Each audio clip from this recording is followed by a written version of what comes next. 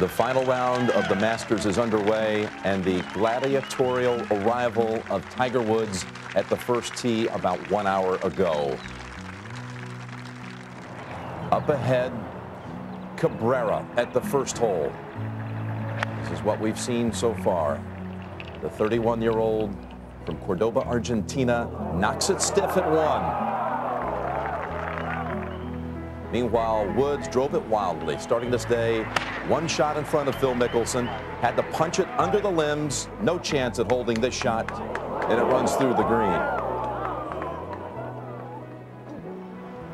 His pitch was long. He had this putt for an opening par. So he gives one away right at the first. Mickelson had it about 12 feet for birdie and missed. They would both birdie the second, but up ahead, David Duvall trying to join the chase. That was a birdie at the 5th. And Mickelson, a co-leader at this time for par at the 4th. His first mistake. He would make that one coming back for a bogey. Minutes later, Duvall at the 6th for another birdie. To move within 1.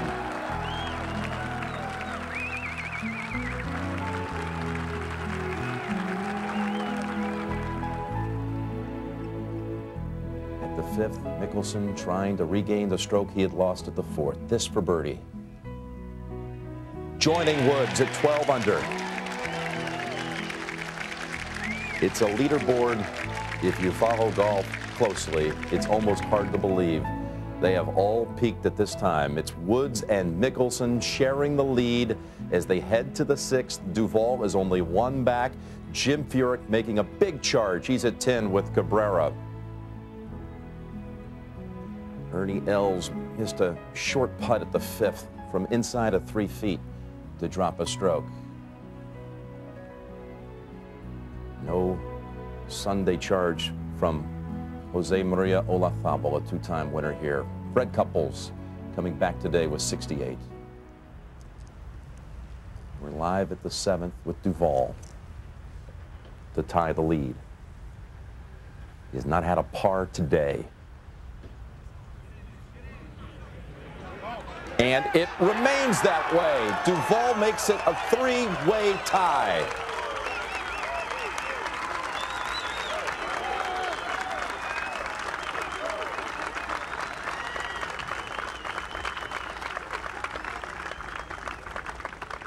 Five birdies for Duvall, offsetting 2 bogeys, and he joins the battle at 12 under par.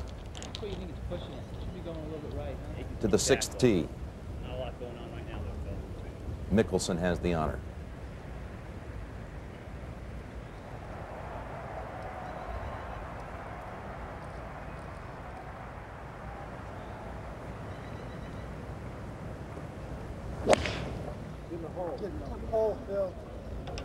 That's an 8-iron. Come on. Go, Phil.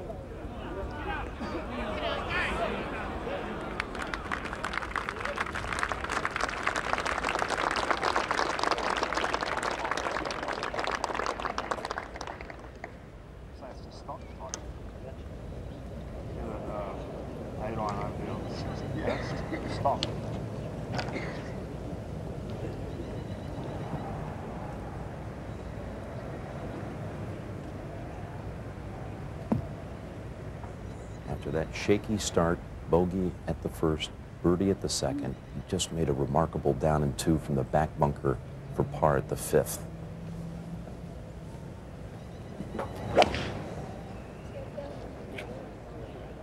This 2, an 8-iron.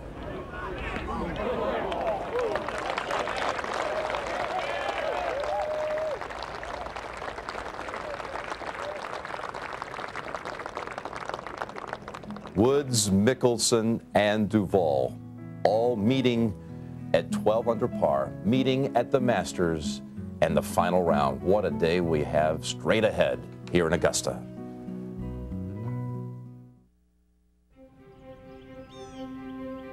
Just after his golden years in golf, Bobby Jones sought a new triumph to build the ultimate course and club. one that embodied his personality and touch.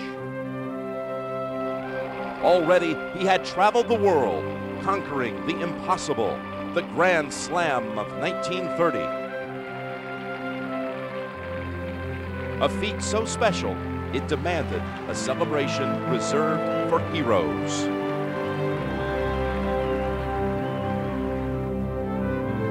Augusta National Golf Club is Bobby Jones' lasting triumph, a place where other legends have been confirmed at the Masters.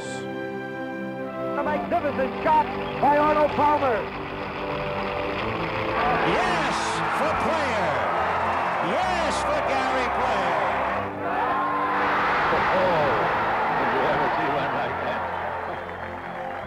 Through the tapestry of time, one champion is now poised to link his achievements with Jones' most hallowed record, the Grand Slam.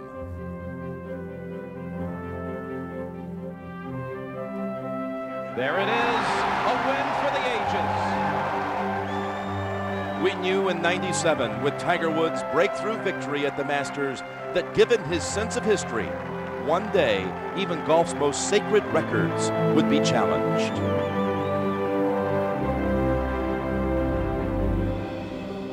Four years later, he's on the precipice of his most stunning achievement, one round from holding all four major titles.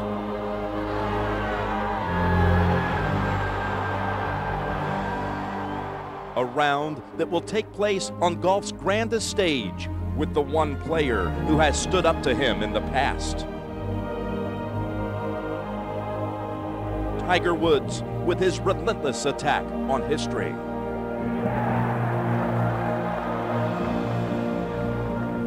Versus Phil Mickelson's unquenchable thirst to emerge from Tiger's shadow for his first major.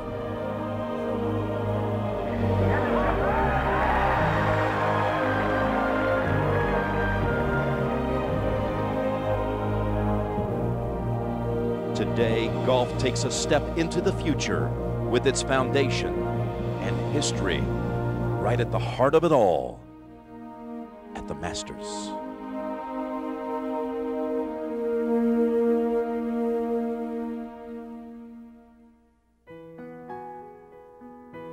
From the Augusta National Golf Club in Augusta, Georgia, CBS Sports proudly presents the Masters. Augusta National's beauty is in full bloom, and amid the blossoming azaleas and towering pines, well, the games of three of the best players in the world have also peaked at the appropriate time, and there are others who should not be overlooked. It's Sunday at the Masters at this national treasure, where as the lyrics flow, your dogwoods and pines play on my mind like a song.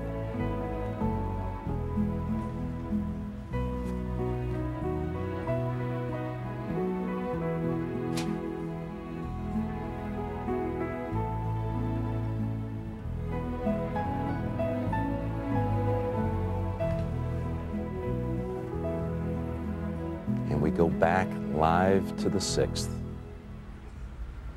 Tiger looking at this putt from just inside 20 feet for birdie. This three-way battle has the makings of that epic battle of 1975 here. Nicklaus, Miller, and Weiskopf. We'll see if the back nine can unfold anything like that today. Just one birdie for Tiger. That was at the second. That was from within 2 feet. And this one's gotten away some 3 feet for par.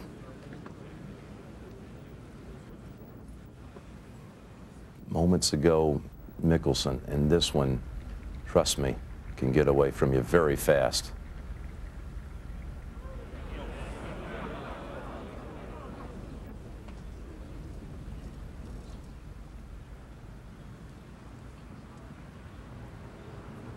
Woods is still away, and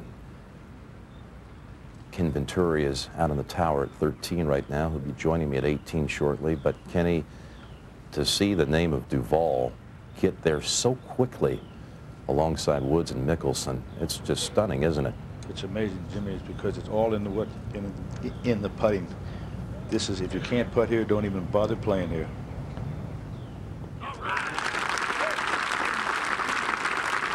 You know, Jim, I'm saying, starting from 1993, of the 8 winners, 5 of them that won in those years never had a 3-putt green in 72 holes. Vijay Singh had 3 last year. Mark O'Meara, when he won, he only had 1, and Nick Faldo, when he won, he only had 1. But Olazabal, none. Tiger Woods didn't have any, and Crenshaw, Olazabal, and Langer, nothing. Mickelson for par. Wow.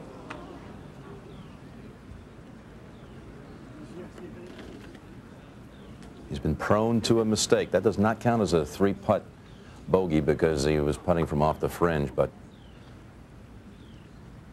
got a piece of the left edge of the cup. Yes, Jimmy, but he still hasn't finished. He came out here, Kenny, in advance of Tiger, and instead of going to the practice range at first, he headed to the putting green. He spent 30 minutes in the early afternoon just working on putting drills. Well, he does it all the time. He puts a ball around about 4 feet outside of the putting green, the hole, all around the circle, and he doesn't leave until he makes 100 in a row.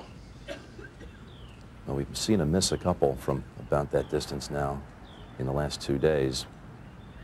Yesterday at the 8th, he had a 3-putt bogey.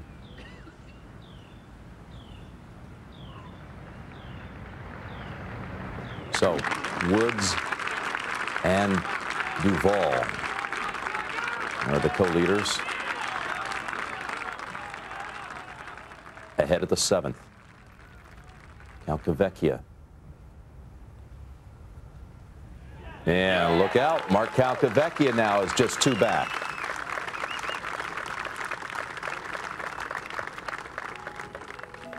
Woods at 12. Duvall heading to the par 5 8th has joined him. Mickelson has gone bogey, birdie, bogey on that 4-5-6 stretch. Furyk, Cabrera, Calcavecchia, all just 2 back. Hello, friends. Jim Nantz from Butler Cabin, where later today the green jacket will be awarded to the winner. We have just a plethora of possibilities here, including Tiger's quest for a 4th straight major championship, and Phil Mickelson going after that elusive first major title. What a day it would be for Phil. It would be the biggest day of his career. Or perhaps even Angel Cabrera will become the first South American to win at Augusta. And then there's David Duval, who has openly stated there's a destiny he feels to his play this weekend at the Masters.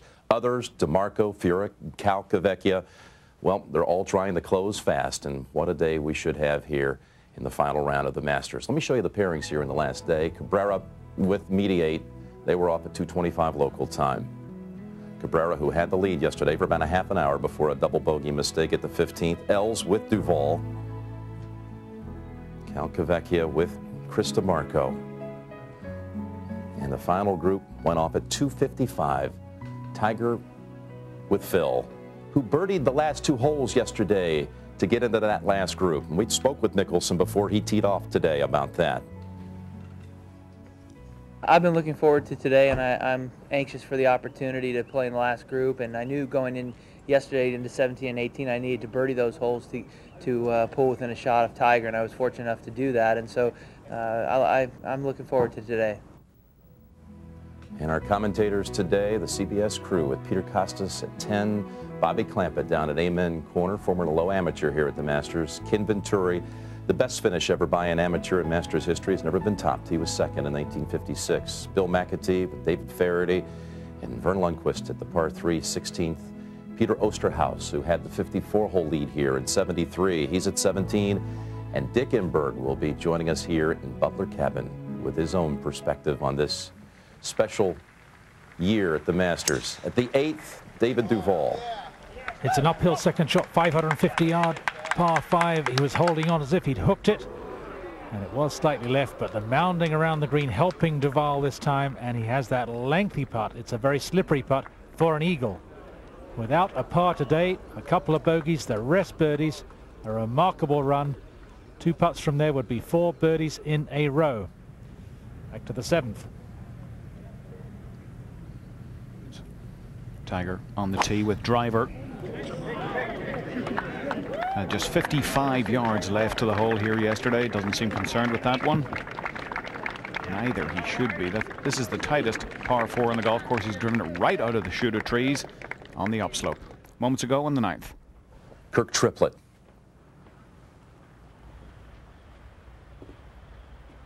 Look at this. He started it more than 6 feet outside the hole. Funnel effect right into the bottom of the cup. Triplett on a 3-birdie tear. Birdies 7, 8, and 9 to get to 9 under. Back to 7. Mickelson also with driver. Just one anxious look at that one. That's also right down the middle and extremely long. You can see the difference between these two players off the tee. Very little. 7th playing pretty much straight downwind today. We'll go to 12. And Jim Furyk, after an opening 9.32, his tee shot to the capricious par 3-12. Looking right. And that found the water. So Furyk, who was at 10 under par, that perhaps a harbinger of things to come. The 12th hole, so volatile in the final round. Tiger Woods, David Duvall, deadlocked at 12 under. Final round of the Masters.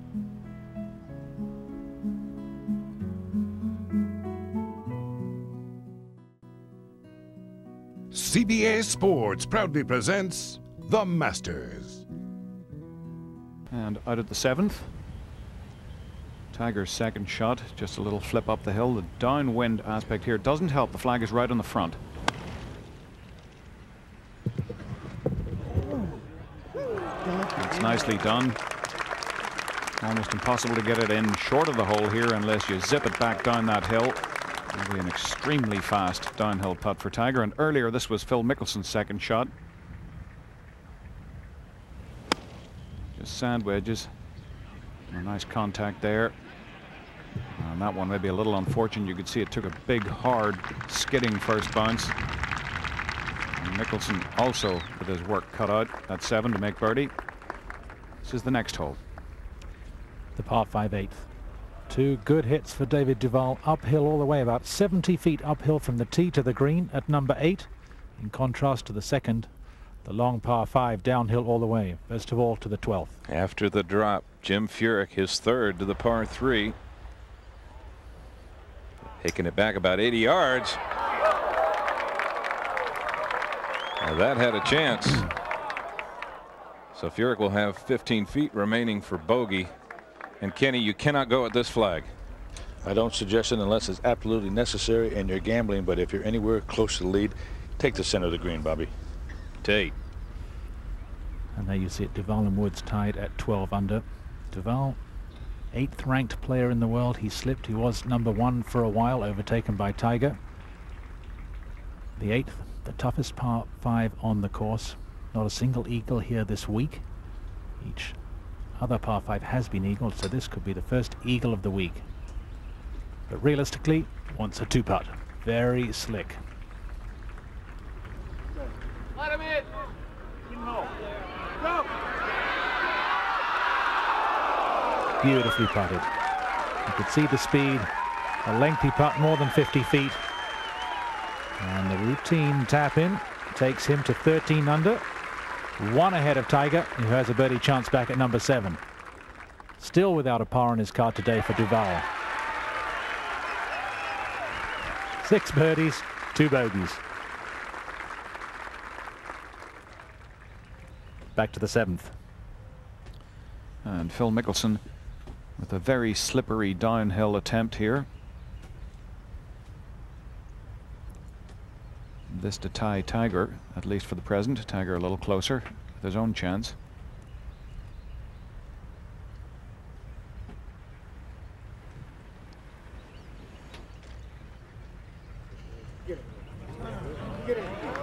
Beautiful.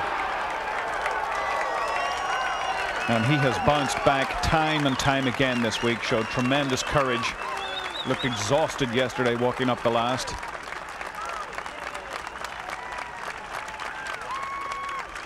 And he says he wants this one desperately.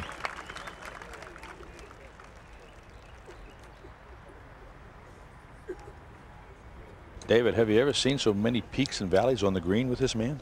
No. You know what strikes me, Kenny, is that even his misses, and he's had a few short misses, he's missed them with great confidence. There's been no yippy-looking tentative strokes. And I know that sounds a little strange, but he's making a decent stroke, and he's still committed.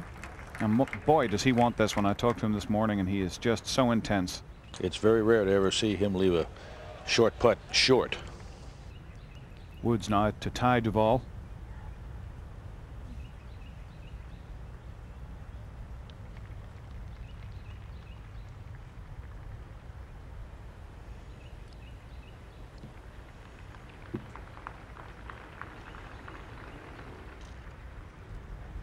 Oh, what a fight we have on our hands this afternoon. Duval and Woods tied for the lead. Mickelson one behind.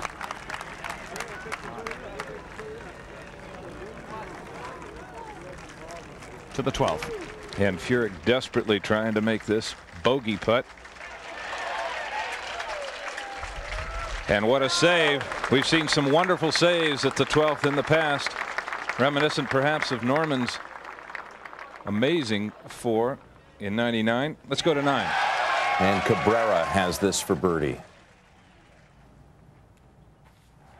Most has his back to the hole.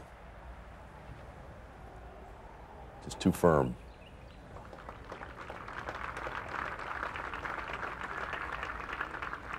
Playing in his second Masters, he won his National Open last week back down in Argentina. Woods and Duvall share the lead with Mickelson one back. The week got started on Thursday. 8 o'clock in the morning was the tee time. Two legends met at number 1. Sam Snead, Byron Nelson. Lord Byron Nelson at age 89, announcing it would be the final time he'd ever hit a shot at the Masters. They were introduced by Augusta National Chairman Hootie Johnson. And now, ladies and gentlemen, the winner of 11 consecutive tournaments, 18 in 1 year, 2 times Masters champion, Lord Byron Nelson.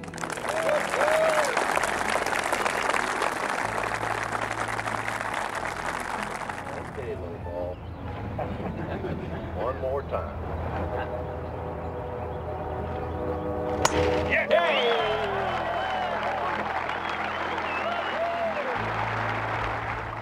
Now on the tee, the man purported to have the sweetest swing in golf, 3 times Masters champion, Slammin' Sammy Snead.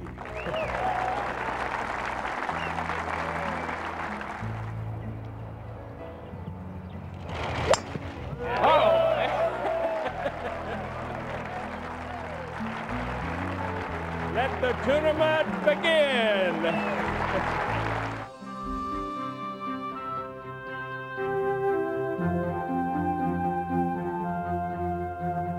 Going to the last round, it was just a matter of could I get it going. I stand out there in the fairway with Jackie and said, how far do you think a 3 would go here? And I didn't mean 3 iron, I meant 3 for the hole. He said, I think it'd go a long way, Bob.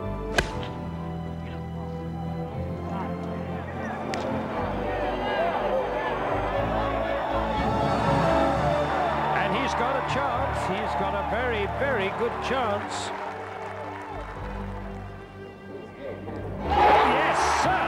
There's life in the old bear yet. Not only will I remember forever, but an awful lot of people remember that I've won 6 Masters forever. I've loved every minute of it. That was April 13th, 1986, the day the Bear came out of hibernation. When he hit that second shot on the 15th, you saw him walking toward the green, pump fists.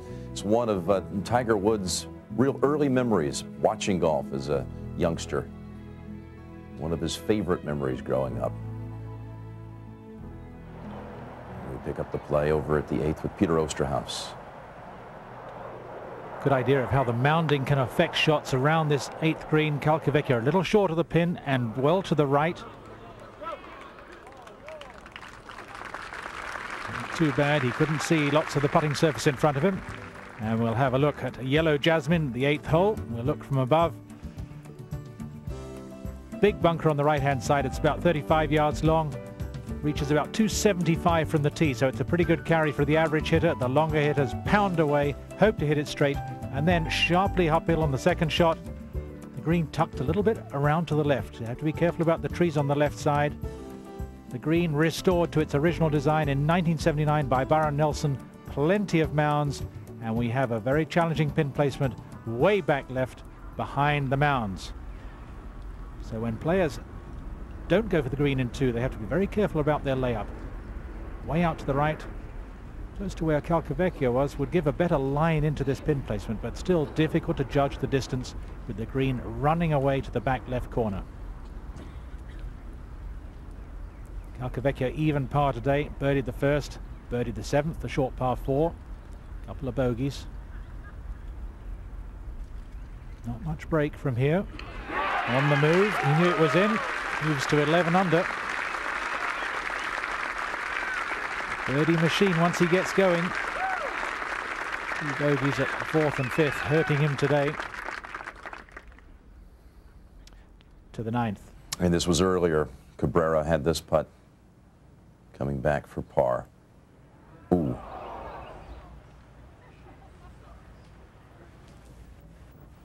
And that'll slide him to 9 under. Now down below in the fairway, David Duvall, who shares the lead at 13 under from 131.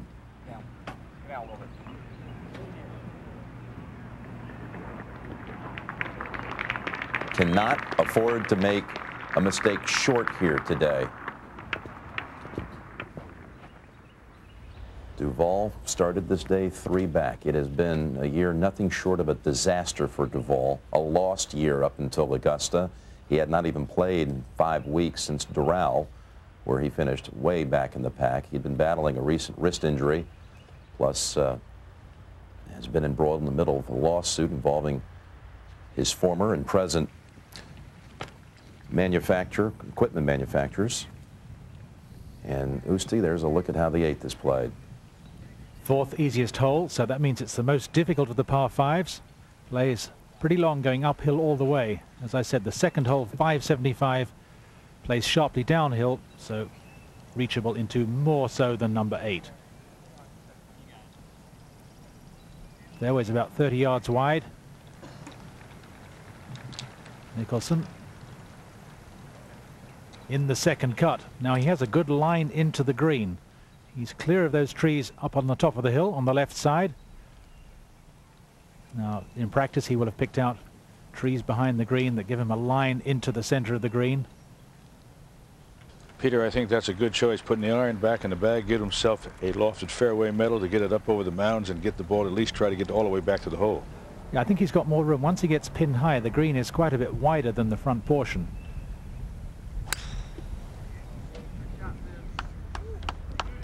He's watching it closely. I think it was a good line, and he is going to get some help. A little more speed, and he would have gathered into the heart of the green. A long downhill chip shot. Testing the touch. Anything left coming up the hill, catches those mounds, goes down into the trees, and the pine straw. Now Tiger was in trouble off the tee here yesterday, had a long 3rd shot. 260 uphill. No problem for him. It's a pretty steep hill, falling back. Well, he's almost on the 9th tee, and he will have a more difficult shot than the one that faces Mickelson. Pin high, exactly pin high, but that far right. So not taking advantage of a long drive. And we'll check the final round scores of Tiger Woods' playing partners in a number of different major championships. Rocker didn't do very well back in '97 when Tiger was setting the record. Weir an 80, Ernie Els not so good at Pebble Beach. Duvall had trouble at the 17th at St Andrews.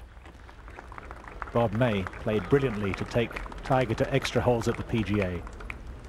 So very often, it's not only in the last round that Tiger's playing companions struggle.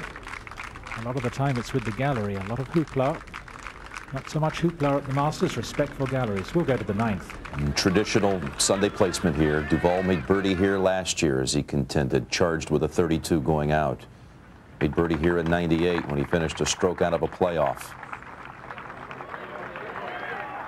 But not today.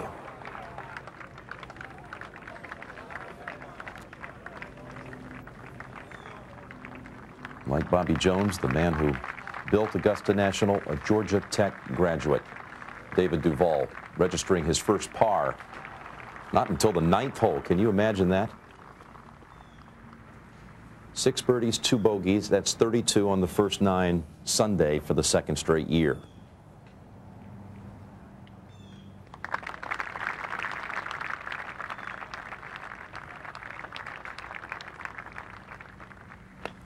Over to 10. Angel Cabrera. Out of the 2nd cut. That was earlier. Well positioned. He will have a cross green putt for his birdie. Back to 8. They've trudged up the hill. It really is a sharp climb for the 2nd portion of this par 5.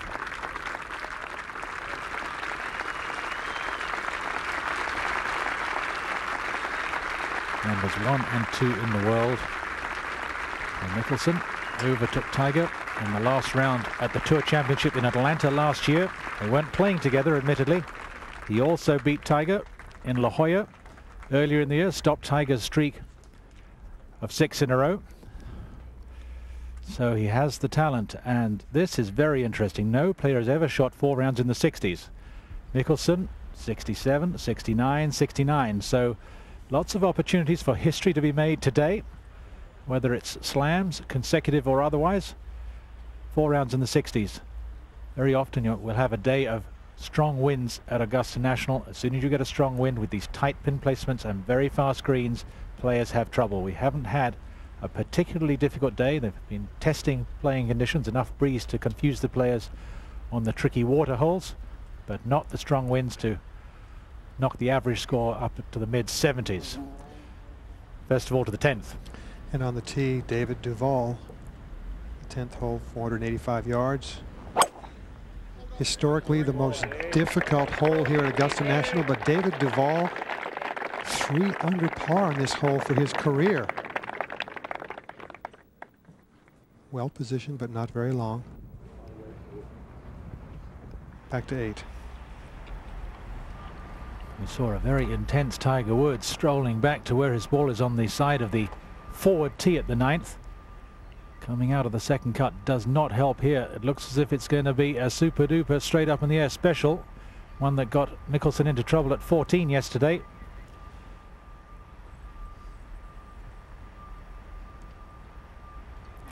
Well, I'm holding my breath. I don't know about everyone else. The players who've not spent as many hours practicing this shot as Tiger are quite likely to hit this ball maybe 2 feet or 100 yards. He wants to hit it about 25 and then roll 30 or 40 feet. I don't recommend the average player to try this shot, Peter. It looks scary, doesn't it, Ken? It's next to impossible. Watch this. But you know he's practiced it. He works so hard on his game. Usually under the watchful eye of Butch Harmon, and that's a very good shot. Just 7 under par for the par 5 so far this week. He was a lot more under par when he won in 1997. I think he was 12 or 13 under par that year. You'd usually expect Tiger to get most of his birdies at the par 5s. He's battled a bit this week by his standards. Now Mickelson. The choice of club dictated a little bit by the contours. Does he want to carry it a little further and take some slope out of play? There's a ridge that divides the front 2/3 of this green and the back left corner. 9th Masters appearance, best finished 3rd.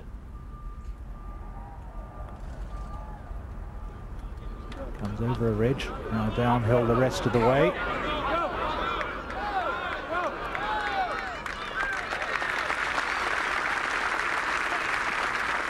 So it's far enough away that we'll be holding our breath. Mickelson, with his power, only 6 under par for the par 5s. 14 par 5s, they're all reachable for these boys. Not as many under par as you would expect. To the 9th. Mark Calcavecchia, only 2 back.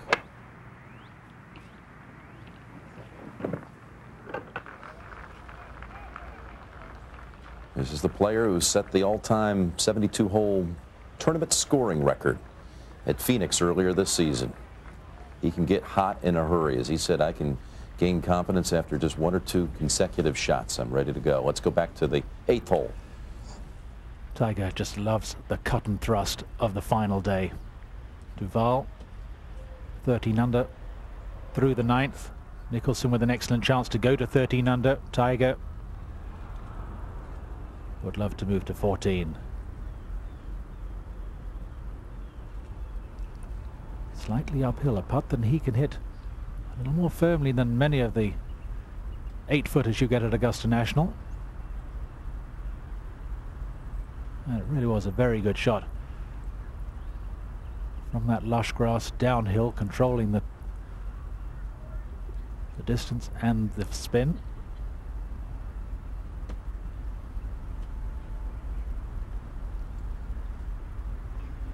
The stroke looks very good, beautiful. His putting really carrying him to that extraordinary win at Pebble Beach. Phenomenal putting at the British Open at St Andrews. And a lovely stroke there. Now, it's getting to the time when missed 3- and 4-footers are going to be very costly indeed.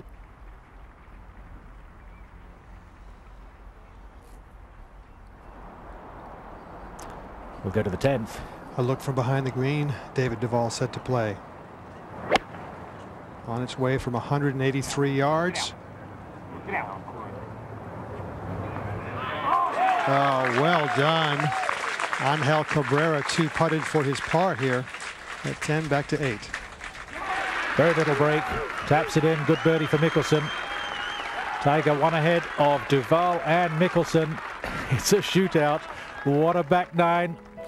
The second 9 at Augusta National. Anything can happen.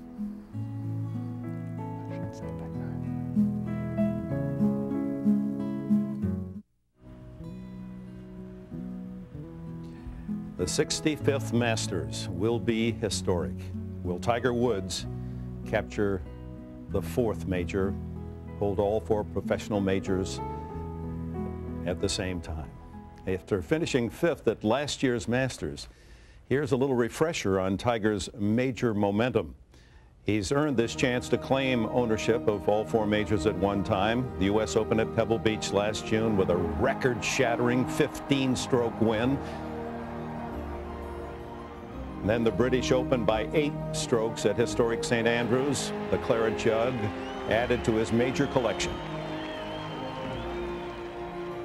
And then to Valhalla and the PGA Championship in a riveting playoff win over Bob May.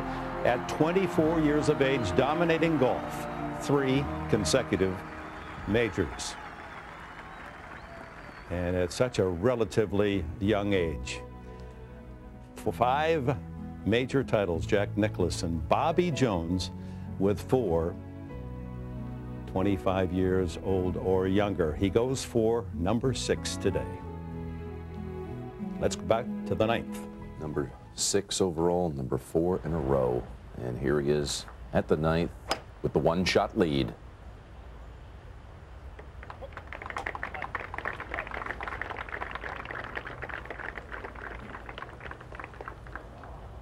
He's been respectful of other people's opinions, but he says, in my mind, it would be the Grand Slam. And some around here have pointed out there's been a lot of concern about what it isn't instead of what it is. It would be an incredible achievement. Calcavecchia a moment ago had this for birdie up on the green at 9.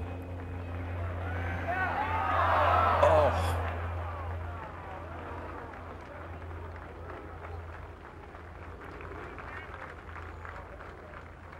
He had the birdie walk going.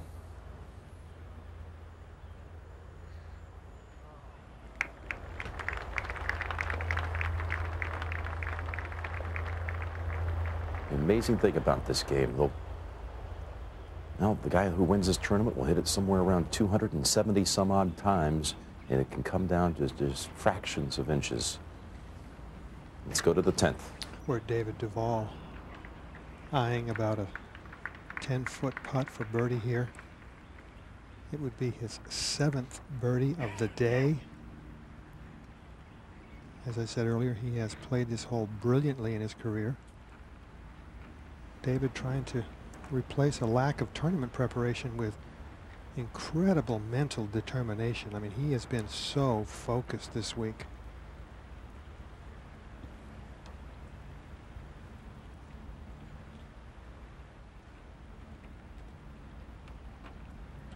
For birdie to tie the lead.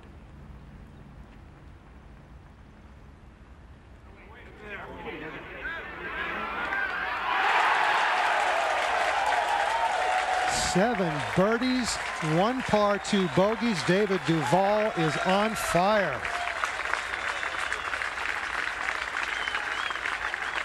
5 under par so far through 10 holes today.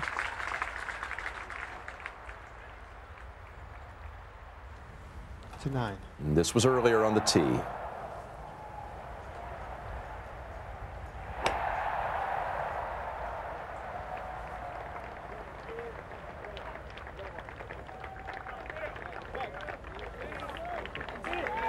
Holds on for a while, but he flirted with the trees on that left side, but cut the corner.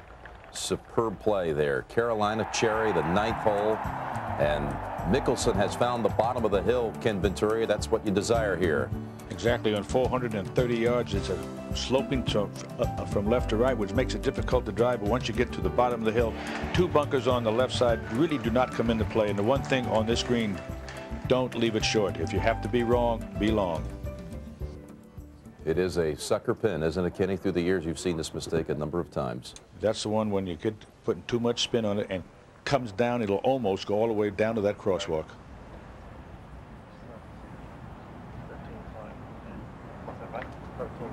I'm 13 to the hole right now. I'm playing about 105, or maybe 106. Yeah, just 105 to 107. For those who maybe don't follow golf closely the rest of the year, this is a debate about the Grand Slam because it's not in the same calendar year, but nonetheless, no one has ever come close to doing what Tiger's attempting to do here, win all four professional majors, hold all titles at one time. A Tiger Slam would be the appropriate name of it. Uh-oh. Look out. Watch how far back this will keep going. Oh, that slowed down pretty fast this time.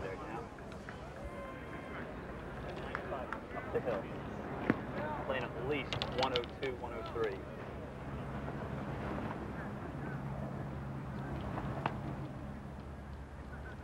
You know, in '96 when Faldo won, this is where we said started that Greg Norman put so much spin on this shot here. He drew it all the way back to the crosswalk and made bogey where he was looking, trying to make birdie, and that's where it all started. Now Mickelson just inside 100 yards. 99 yards is all.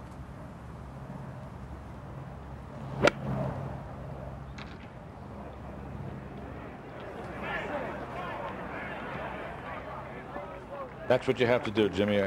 It's not as close as he would like, but you have to be past that flag, especially if you put a lot of spin on the ball. That calls for an arm shot and take the spin out of it. It's been uncanny through the years, Kenny. This is not an easy birdie hole with this pin position, but the guys who have birdied this hole on Sunday and gone on to win, and David Duvall has already done that. Remember that. He's already birdied the 9th as, well, no, actually, Duvall made par there today, so we'll see if maybe Mickelson will make a run at that little twist that happens so often. Over to 11. And Duvall on a tear.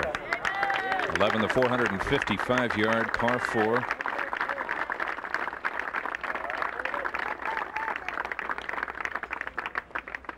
Very long. for long hitting Duvall. The pin tucked in its traditional placement on the left side, bringing the regular water hazard so much into play. And you don't need to tell Brad Faxon that. He just made quadruple bogey 8 here, just missing the green to the right. So much can happen at Amen Corner. To 9. Kenny, what about the options for this shot right here for Tiger? This is a lofted shot here, Jim. He has to get it up over the ridge there, because the hole today is cut back 36 feet from the front, but there's about half of that you can't use anymore.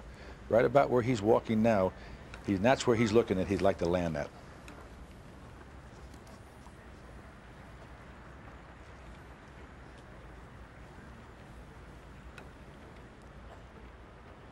I don't think you'll see that big swing. I think you'll see just a 3/4 and just trying to check this thing, put some spin on it, and carry it just over the rise.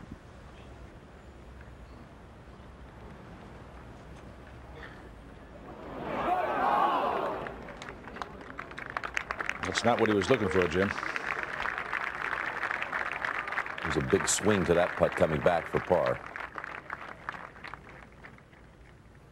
Kenny, you talked about 96, the Faldo-Norman battle.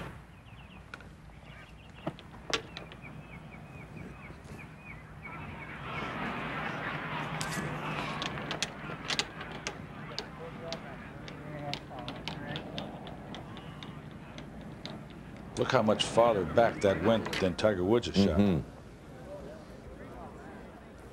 Well, one player who did birdie, it's up there near the leaderboard, as you see Norman's putt that year in 96. Gave him back right there. We have seen Calcavecchia make a charge here with 35. And come close himself to making birdie. Kirk Triplett had one, but he's leveled off at 9 under on the other side. So many things can happen. Ernie Els was saying last night after his round that he feels if you're anywhere within 4 shots going to the second 9, you're in the game. Els, by the way, is 5 back right now. This putt has a pretty good break on it, and Jimmy, I'd say this, that this is, if you look at putts that you can charge, this is one you have to lag. This is all speed right here.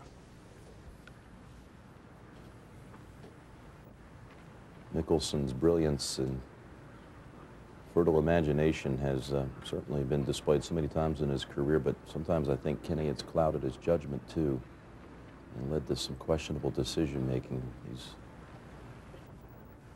looking for birdie here. Look at the speed. Look at the speed on that putt. And he barely took the head cover off. No poor decisions to this point. A miscue, though, back at the 5th hole, or 6th hole by Mickelson.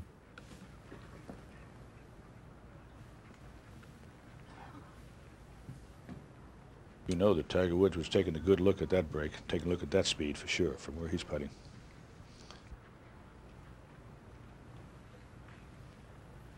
Let's go first to the 10th.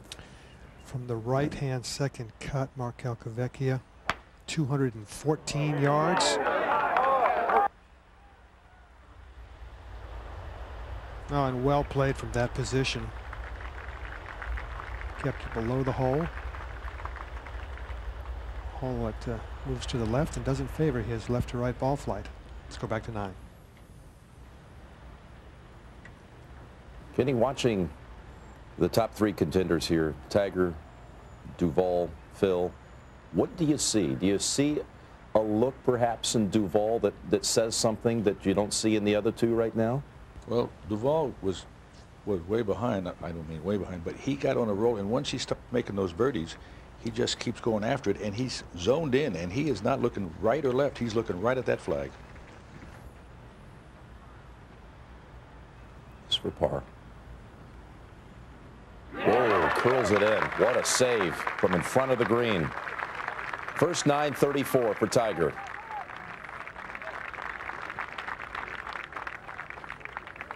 A wild tee shot at 1 cost him a stroke there.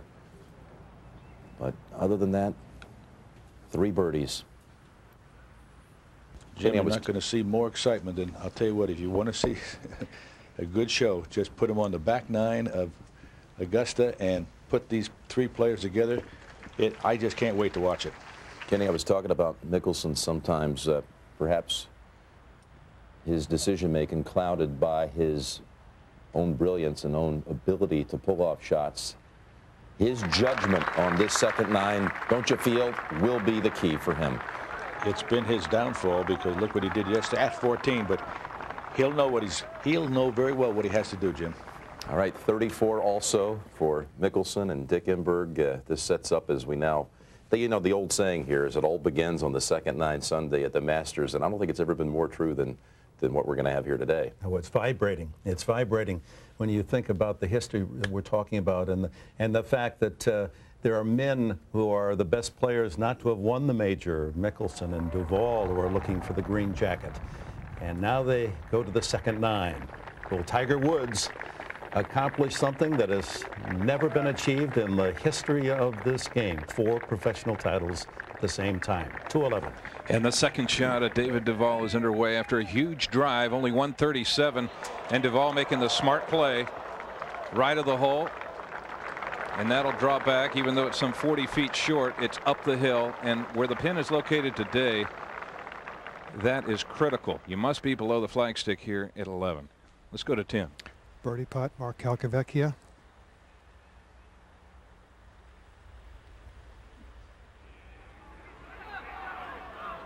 Solid par, good recovery from an errant tee shot.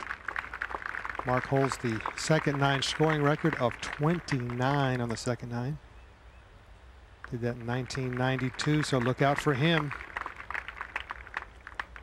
if he keeps that confidence with his putter. Now back on the tee. Tiger Woods will be going with the 3-wood, and should Tiger win today, it will be golf's greatest moment.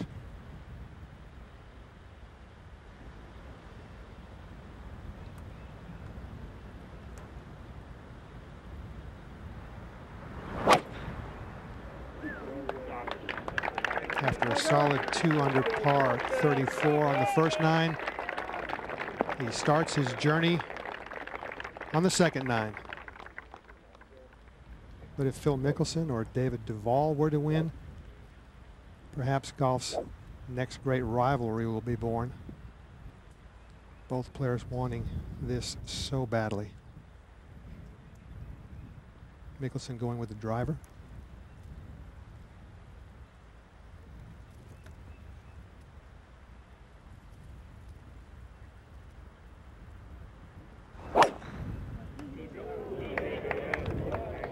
He's looking dangerously down the left side, and that catches the trees. Oh, and what a great break. It comes out. He will be in the second cut. He will have a slightly obstructed line toward the hole, but it could have been a whole lot worse. Phil Mickelson at 13 under par, trailing David Duvall and Tiger Woods by 1. The second nine at Augusta about to begin.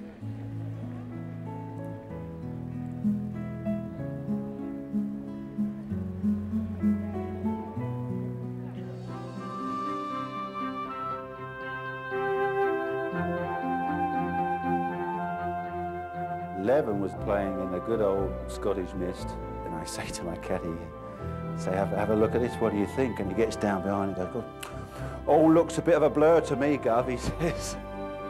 I go, "Well, thank you awfully for that." And I got over the putt, and I just said, "Just relax, just relax." There it is! Can you believe it? And it's still the sweetest putt I've ever hit in my life.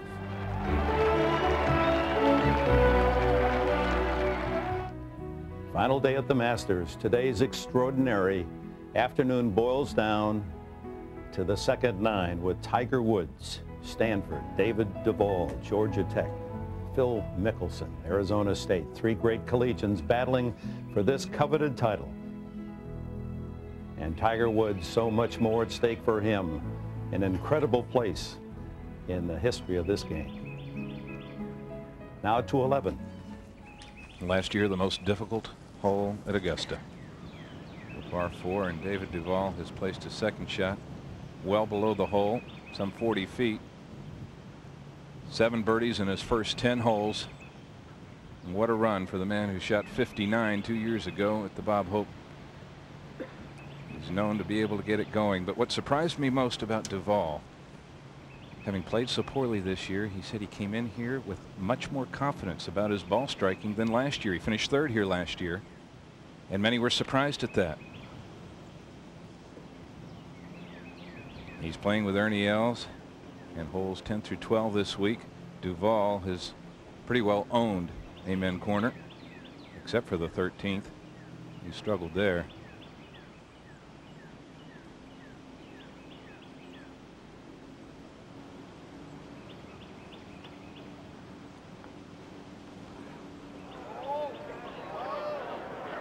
Well,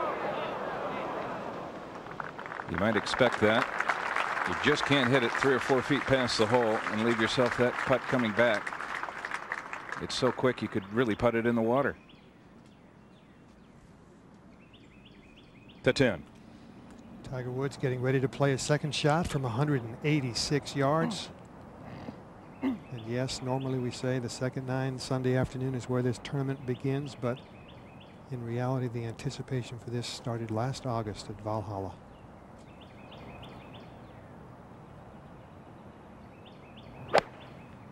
Oh, mud. Mud on the ball. Flies it all the way to the back, but a pretty good bounce because we've seen balls roll all the way through the green and down into the pine straw. So a bad break for Tiger Woods in the 10th fairway. A good break for Phil Mickelson. His ball going through the trees down the left side. Okay.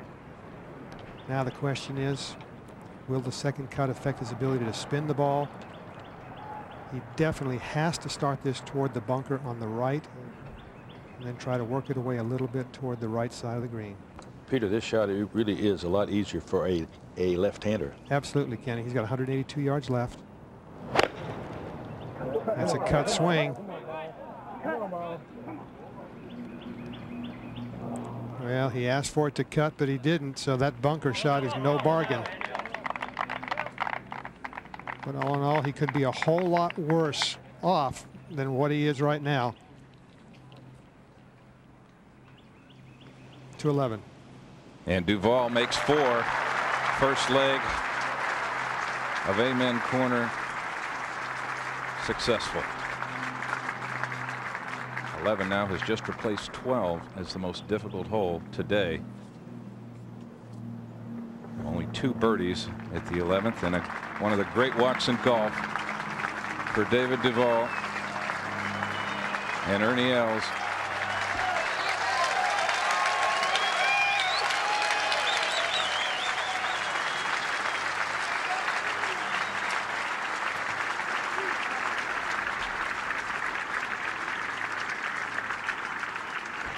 And with a large scoreboard immediately behind the 11th green, the moans and groans of the gallery here is common today as the sounds of the Cardinals in the dogwoods.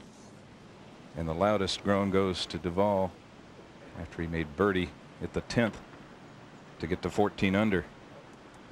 Bobby, it looks like there's not much of a swirling winds down there today. Very calm right now, Kenny, as we move back up the fairway. And Mark Calcavecchia. Second shot. Calca likes to take the ball left to right. Anti-left swinger, and that's good for 11, but that'll be a unbearably difficult chip shot. That's where Faxon made his 8 from. Pitched it in the water from there. But the 12th today, with its traditional back right hole location, 162 yards, Duvall on the tee. And the shot here, take it right over the bunker. That's the line. Duvall's got it. And a splendid shot. How often have we talked about that, Bobby? Kenny, that's right where you have to hit it, isn't it? There's no doubt. You can't win it here, but you can lose it. And let's take a look at Golden Bell, named after the forsythia that has already bloomed out in March. And what a glorious par 3. Today, 162 yards. This hole has been ranked the most difficult at Augusta more than any other hole.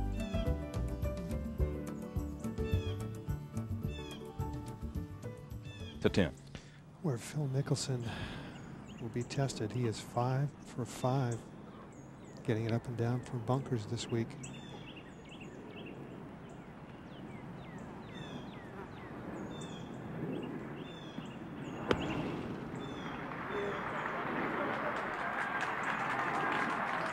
Oh, that's well done.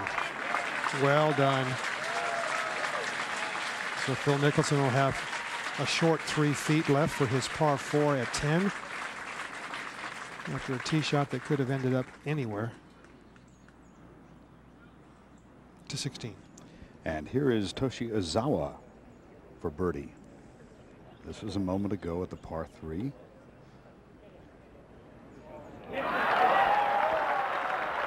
Delicate little downhill putt, and Ozawa 5 under on today's round. And on the first page of the leaderboard to 18. And last year's winner, Vijay Singh, for a birdie. And what a nice way to end your reign. We will be seeing Vijay in the Butler cabin later today, along with tournament chairman Rudy Johnson, for the presentation of the green jacket. At 69 for Singh today. Back to the 10th. Where Tiger surveying this putt. Tricky one. Is going to move well to the right. But just stop for a moment and think. Tiger Woods 9 holes away from what so many marvelous players in history could never accomplish. Saracen, Snead, Hogan, Nelson, Nicklaus, Palmer, Player, Watson, none of them.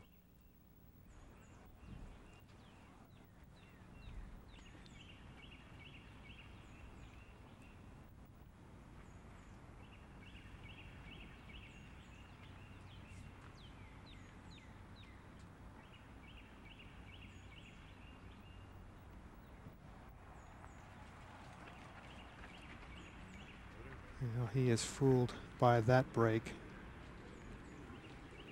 And that may be as bad a misread as I've ever seen from Tiger Woods. Fooled by that new front left location. And it's so often the case here at Augusta.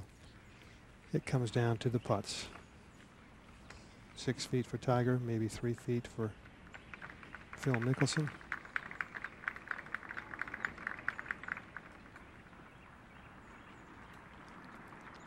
While he lines it up, let's go to 11. And the chip shot effort of Mark Calcavecchia. Good looking shot. Whoa. It's still rolling. He can't believe it. Back to 10. And another putt that's very difficult to read for Tiger. This does not move left as much as it appears it will. And he's such a good putter that you have to give him credit. One of the things that required of a good putter is to be a good reader of the greens.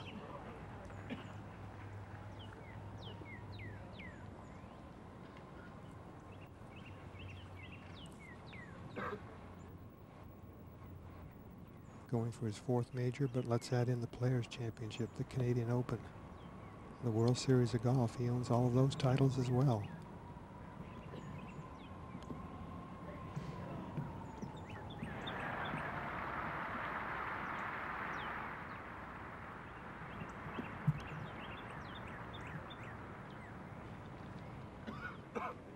Oh, well hole. Tiger Woods saves a par at the 10th hole. Remains at -14. A solid 2-under performance through the first 10 holes. Now Phil Mickelson. Normally when he's had problems with the short putts, he pulls them to the right. This week, he's been aggressive, and most misses have come to the left.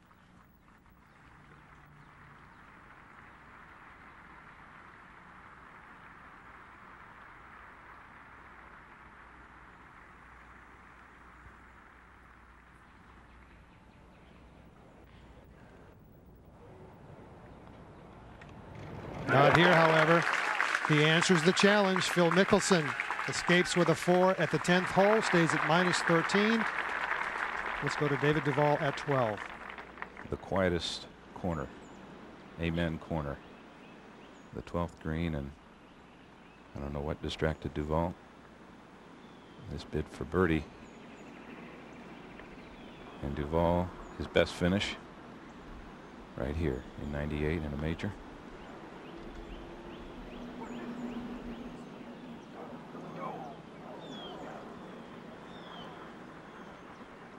So difficult to judge the pace of these greens that are noticeably quicker today than in the previous 3 rounds.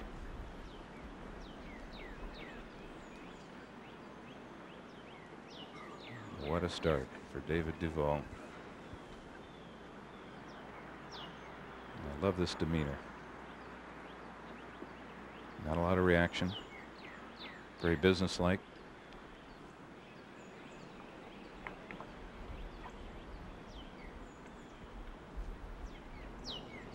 Even keel.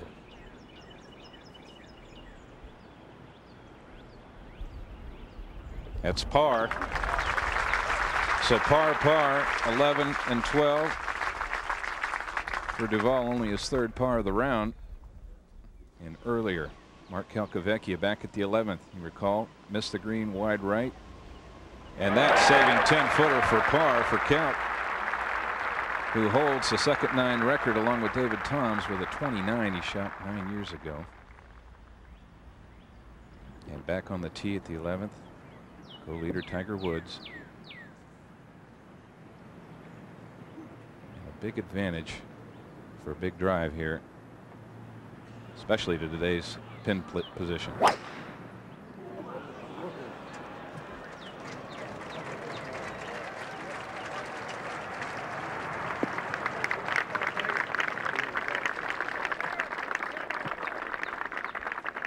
That's an excellent shape down the right side. That'll open up the hole cut today to the left. I like that angle with today's hole location.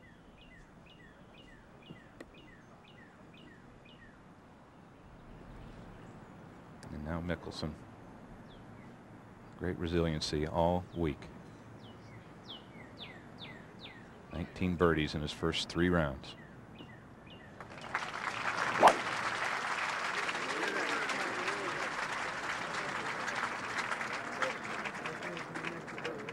Doesn't like it.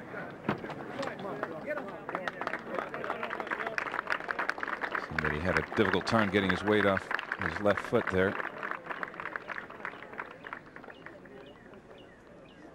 And it hit a tree, we understand. So Mickelson in trouble. 5 victories for Mickelson in his last 14 months, compared to Woods' 11 victories in 15 months. But it was Mickelson who has answered the challenge of Woods more than any other player. And let's go to 15. And Jim Furyk, who made a charge yesterday, only to fall back, playing nicely again today. That for birdie to go -11, back to 12. And Mark Calcavecchia on the tee at the par 3. Trailing by 3, still no time to go at the flag. Oh, dangerous. So close.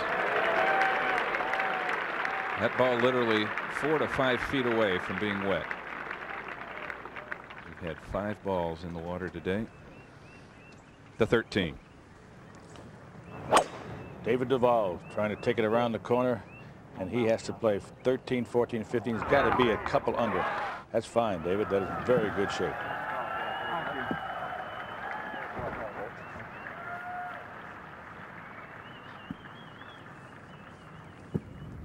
So he is looking right now to at least play the next 3 holes in at least 3 under par.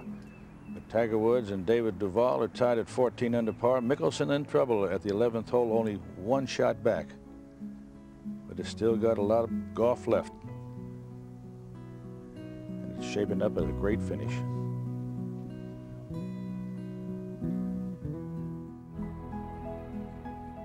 know those who have followed golf have been waiting for these three to meet at some point, and they have met on golf's grandest stage. Woods, Duvall, and Mickelson trying to settle things here for the green jacket. And Duvall has reached a critical point in his round, a real mental hurdle he'll try to overcome. The 13th hole, go back a year ago, his second shot, 178 yards. He attempted a 5-iron after backing off of it several times. And then yesterday, dangerous front pin, caught it just heavy enough. From that rocky beach, he was able to make a saving 5, but it's a key point coming up for Duvall. But first, let's head to the 11th. Author Herbert Warren Wynn coined the 11th, 12th, and 13th Amen corner back in 1958, and it begins with the second shot. Phil Mickelson just wants to make sure, Bobby, that he makes no worse than 5 if he does make 5. You're exactly right, Kenny. And that not even anywhere close to the green, some 40 yards short of the green. Difficult to know exactly what he was thinking about there. I can't believe he wasn't attempting to at least run the ball up on the green. Well, the only thing with those mounds you see right there to the left part of your screen, those things kick to the left, and that could run you right down the water. You can kick off there. I think he was taking the safest route he can go. I think you're right, Kenny. And now Tiger Woods, just 149, just a perfect angle. But Kenny, still here, you need to be about 15 feet right of the hole. If you're not, you've pulled it.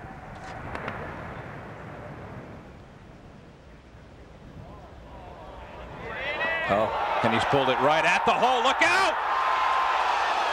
Was that any good?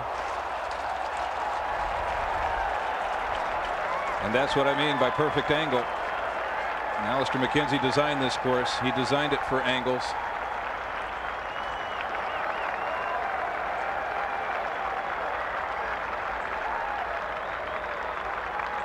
And a stone-faced Tiger Woods makes his march up to the green. And since 1946, only 2 players have ever birdied the 11th hole in the final round and won the Masters.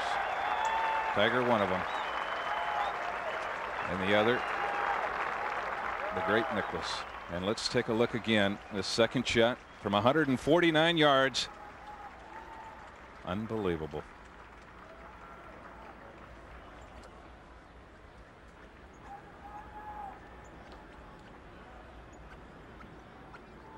And Steve Williams, his caddy, throws him the putter.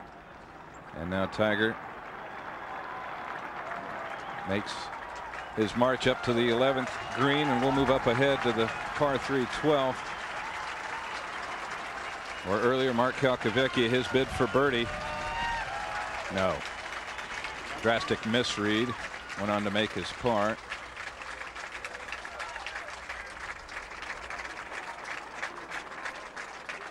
And now Tiger again has mounted the challenge, but Tiger Woods had a streak of 19 consecutive tournaments that he held the lead or was tied for the lead going into the final round and won. But that streak was broken last year at the Tour Championship by his playing opponent today, Phil Mickelson. It was at the very first hole where Mickelson made birdie and made the statement. Let's go to 16. And this was earlier. This is Jim Furyk, long and right, and had his most treacherous downhill second shot. Ball gathers speed as it nears the hole, and we go back to 11. And now Mickelson, we'll call it about 70 yards. A lot of green to work with. Bobby, this is almost a must for him to make par, or he'll go back 2 shots of Woods. That's exactly right, Kenny. You really can't hit it past the hole here either. Oh, what a shot. Right where he wanted to leave it. 7 feet, putting right up the hole. to 13. David Duvall's second shot. That's from 198 yards. Did he make another mistake here? No, he took the real fat side of the green, but that's a smart play. He was trying to go a little bit from left to right, but the hanging lie with the ball above his feet, he had last year's in mind and yesterday's shot in mind, and he took the safest route he could do it. He'd like to be closer than that. If he was about 15 feet to the right of that, they would have caught that slope and left himself in good shape. But 2 putts for birdie. He's playing very smart.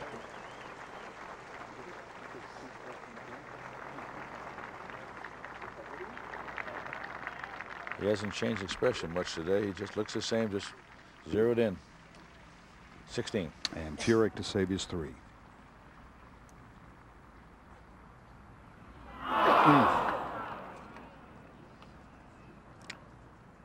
Gained 1 at the par 5 15th. Gave 1 back at the par 3 16th. 10 under. Well, the shot of the day to this point, Tiger's second to the 11th to take the 1-shot lead over David Duvall, who faces a critical putt for birdie at the 13th. And Mickelson's now 3 behind with a bogey at the 11th. Paul Azinger with a strong showing here, sharing 14th position at 7 under with Brad Faxon still out there.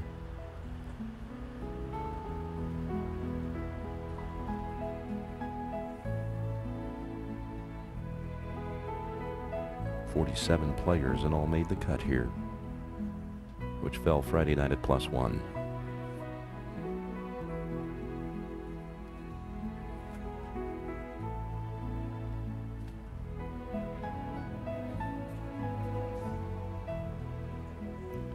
Back to the 12th. And a very difficult bunker shot for Tiger Woods. Deceptively quick as it hits the green. Well done. I don't have to tell you what happens if you're a little aggressive there. To 13. It's a must birdie putt for Duvall. A must. And it's not. A disappointing 5 right here. Boy, did he need 4. So he'll remain at 14 under par, 1 behind Woods, but Woods still has to play 13 and try to get up and down in 2 at number 12, Bobby. So they take the walk over the bridge. Ernie Els right there. David Duvall.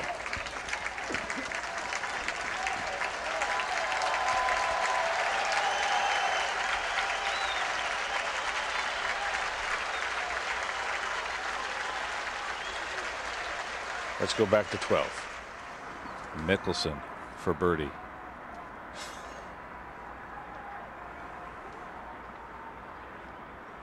Oh, what an effort that was. Superb. Mickelson 1 under in his round today. He's never shot better than 71 in the final round of the Masters. But he said this year he felt more prepared to win a major than any other year before. Everything in his life, he says, is leading up to it. No excuses. Except a very strong adversary.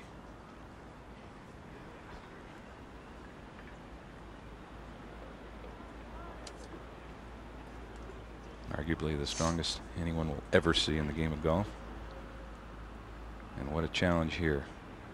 7 feet. And this is a difficult putt to read.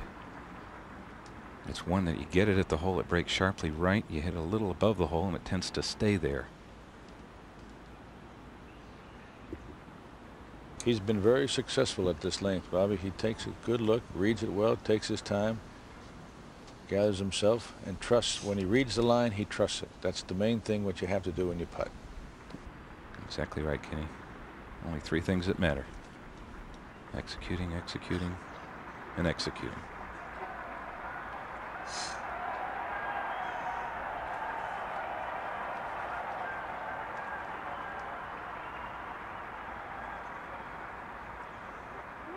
The picture is set.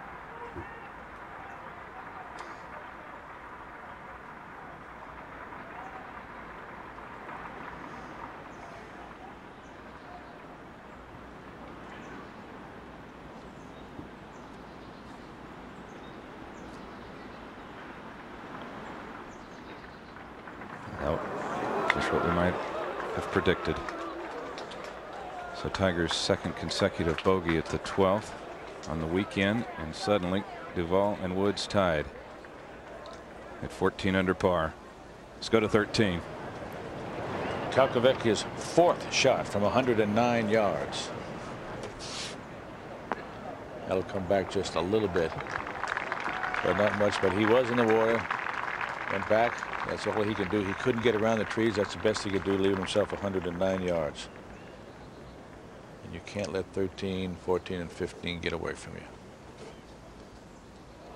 Now on the tee, Phil Mickelson. Two behind, Duval and Woods. Tries to take it off from a little bit from right to left off those two big pine trees.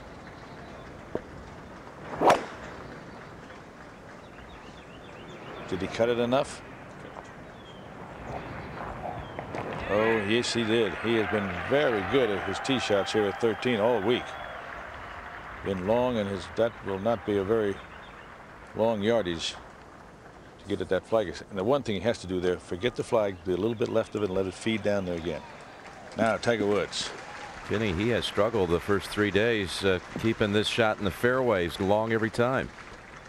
Well, he's so long, Jim, is that you have to turn it, and he drives right through the fairway, things we could never do before. But he tries to take it off from right to left, and the one thing he doesn't want to do is overdraw it, and usually at that time he leaves it out to the right a little bit.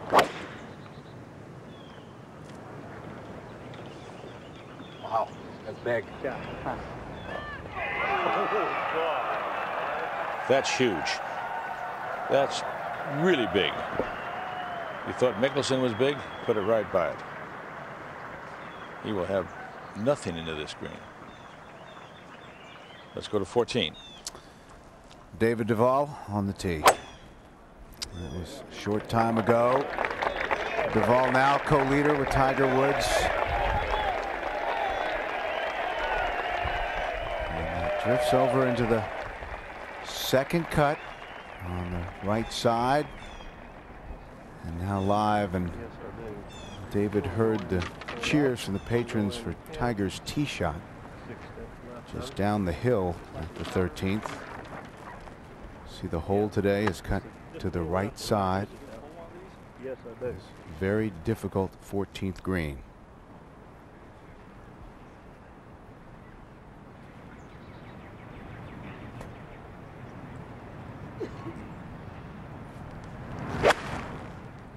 Fluff, Mitch. Go. Go. Go. Well, that was beautifully done. It did go. And that is a very makeable birdie putt.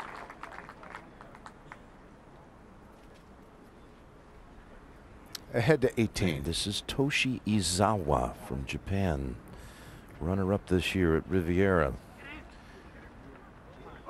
Ooh, that was for a closing birdie.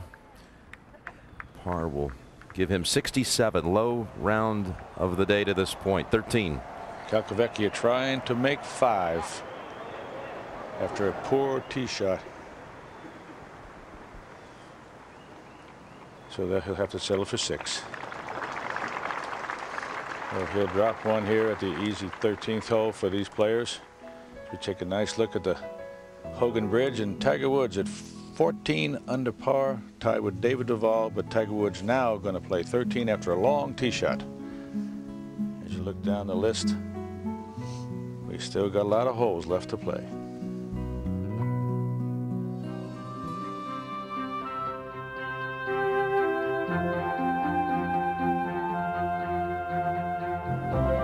It was almost like I was afraid that I wasn't going to win. And that motivated me to do some of the things that I did.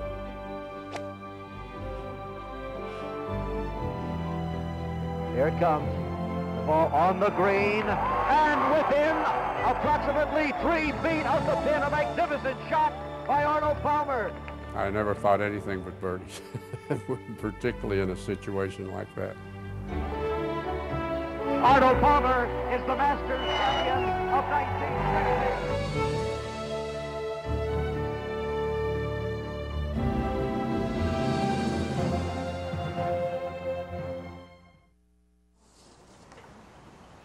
Phil Mickelson, second shot from a hanging lie. And it's not an easy shot for a left-hander. He's 195 yards. Be conservative. Don't get aggressive yet.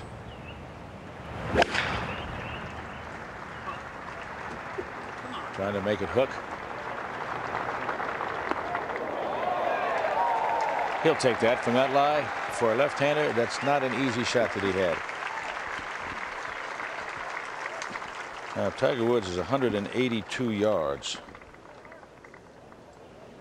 The hole is 70 feet from the front on the left-hand side, but only 35 feet. If you go right at the flag, you only have 35 feet of green to work with.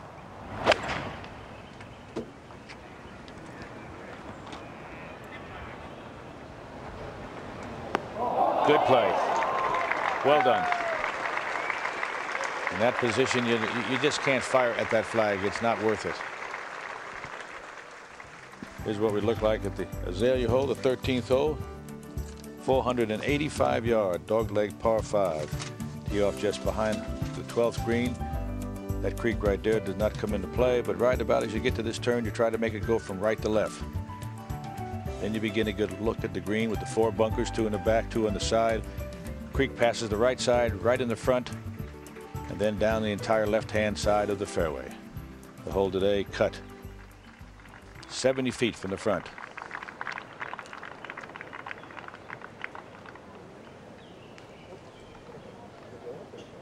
Tiger has eagled or birdied the 13th hole in 17 of 25 rounds. I'd even think it would be better than that with his length. But let's go forward to 14.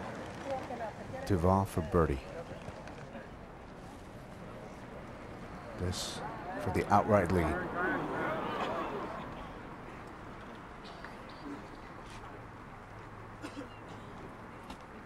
Remember, David took bogey here at the 14th yesterday. Has to settle for par after a fine approach. And in the back of his mind, probably assuming the Tiger is going to make birdie at the 13th. 17. Jim Furyk was in the front bunker, missed the fairway to the right, found the bunker in front, and it was a very difficult shot, missing that one for a par. It was a battle between Izawa and Furyk. See who could get to the clubhouse first in double figures. Izawa, a lovely 67. Furyk drops a shot at 17. Now back at 13, looking at who's going to be first to putt. I would make me think Mickelson. I'm not sure. It's just so close. They were looking at each other there. 13th hole produced 107 birdies. Stroke average well under the par 5.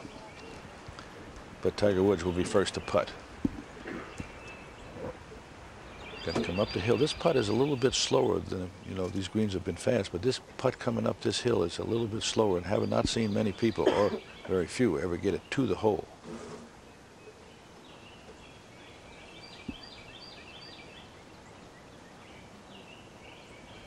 Well, Tiger Woods is pacing around to get his putt.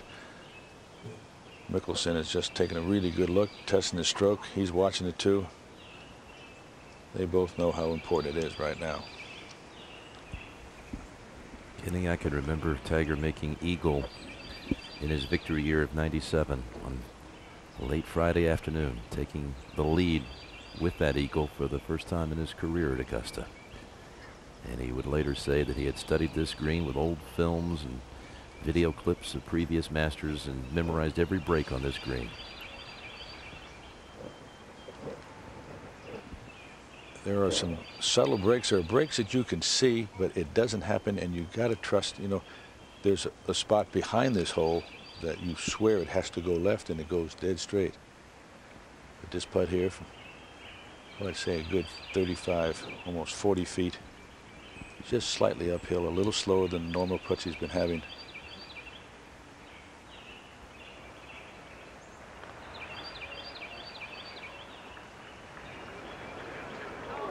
We've seen that all day long. You just can't believe how slow that is. Yes, Tiger, it is slow. It's still a good lag. in his position where he's standing now, you just can't be aggressive. You just don't want to leave yourself a 3-4 footer to get up and down. And 2. Phil Mickelson was watching that speed very much. Let's go to 15 quickly. And a critical tee shot.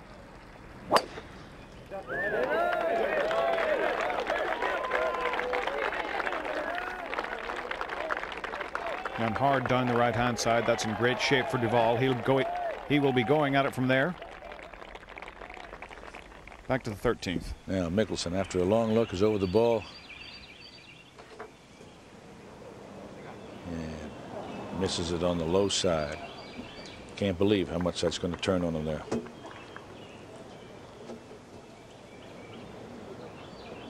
I would comfortably say they'll both make 4. Kenny, you were the captain to these top 3 contenders when you led the U.S. to victory at the President's Cup, and I remember you remarking afterwards that you felt it was close, that Mickelson was close. You thought it would be this year that he'd win his first major. I still think so. I still think so. He's the only person I've ever known that can make a 30-footer and look embarrassed. Now Tiger for his tap in to go to 15 under par. Take the lead by himself, going to 14.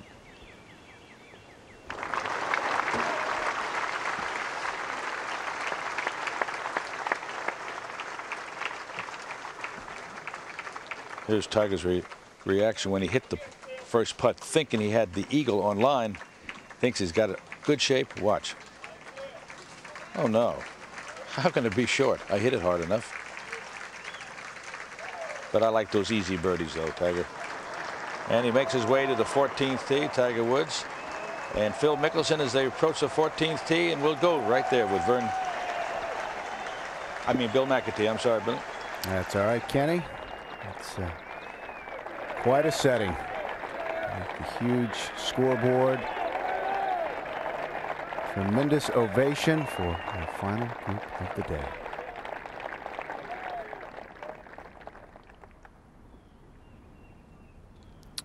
At the 14th green, this is a very difficult putt for Mark Calcavecchia. That will gather speed. Hard to get that anywhere near the hole.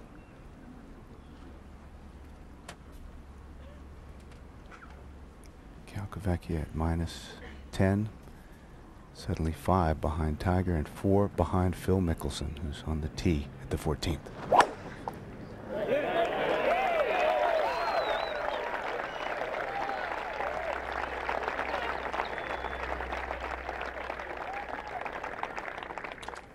Perfectly placed.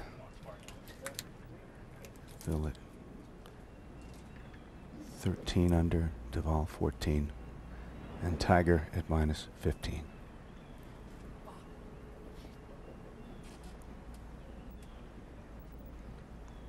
So Tiger has played this 14th this week.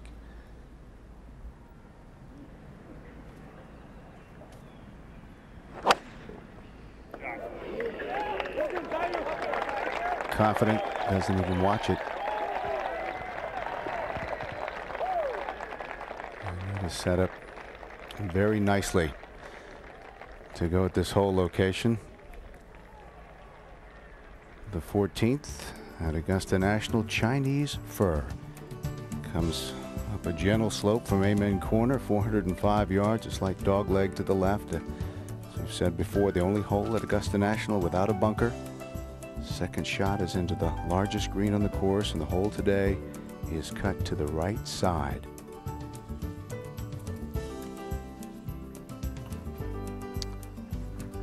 Bobby Jones loved Scottish links courses, so in working with Dr. McKenzie and the design of Augusta National, 2 holes were set up as links type holes here at 14, also at 5. So now Mark Calcavecchia to salvage his par.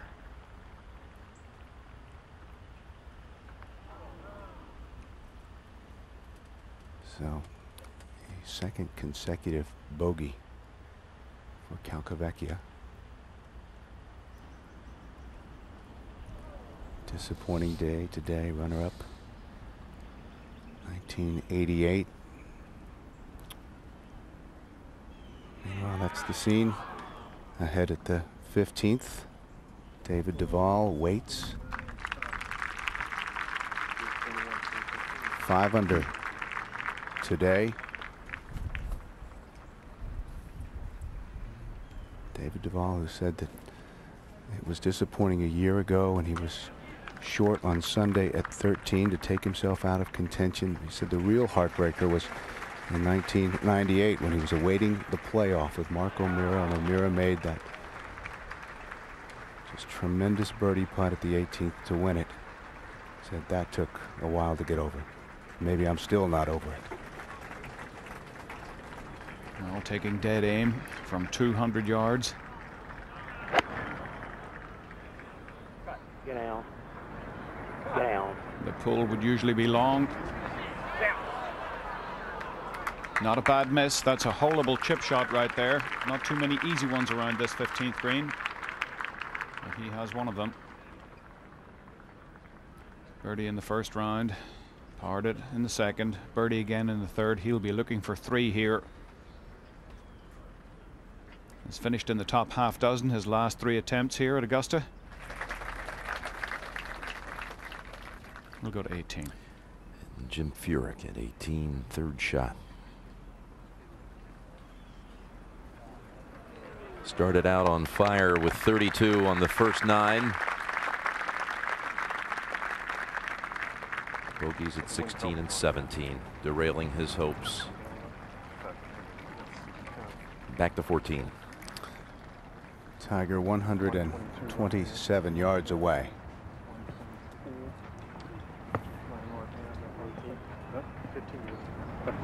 115 was right at that TV. Location just perfect too. Just beyond the ridge, that unique false front here at the 14th. Second shot for Tiger.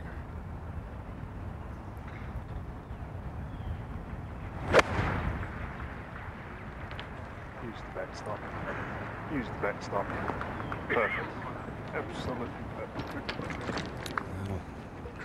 Down the hill just a bit. Tiger encouraging more. Will help. You are right now, yes. It's about 10 off of this right now. This will be a tough putt, but certainly it's a makeable putt.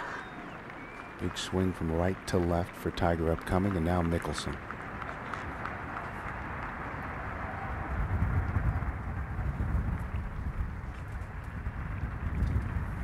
Steps back, a gust of wind. Breeze has actually picked up a bit in the last few minutes.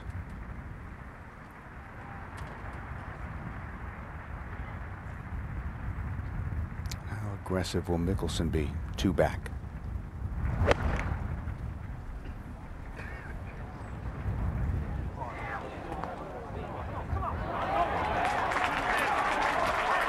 And that's what Tiger wanted to do. So Mickelson about 12 feet away for birdie to get within 1 of Tiger.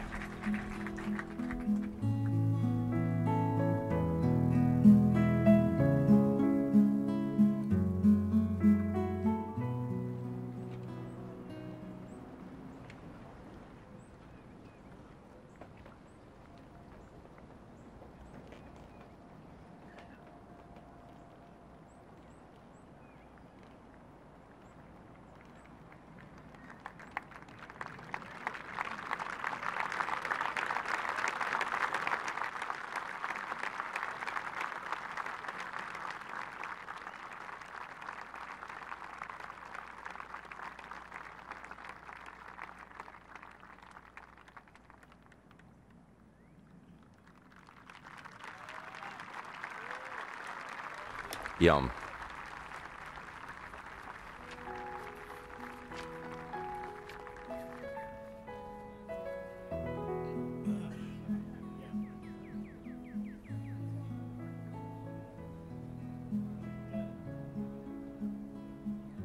A three-way battle for the green jacket at Augusta, with Tiger Woods leading by 1.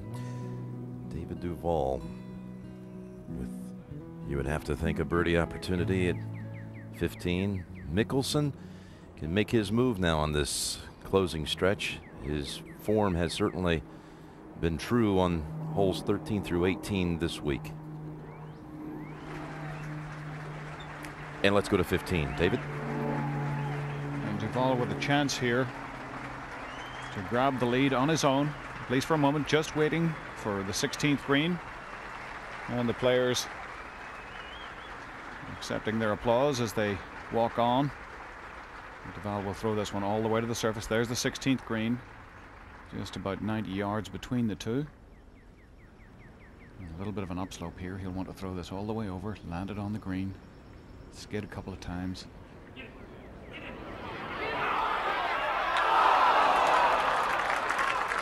Gave it every chance. So a simple tap in,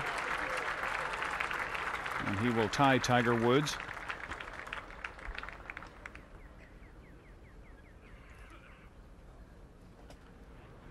Duvall, as I mentioned, in the top half dozen in the last 3 Masters tournaments, wants a win desperately, as do all of these men in the final few groups.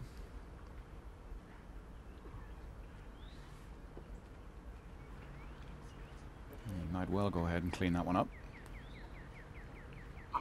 So Tiger will see on the scoreboard back on 14. They will change the number. And when he makes his way to the 15th tee, or before he hits this putt, he knows he may have to hold it. Well, David, a large break, as you see, from right to left. And that had a wonderful chance. It was at 14 that Tiger made the birdie in 1997 that got him to 18 under. Went on to set the scoring record at that mark.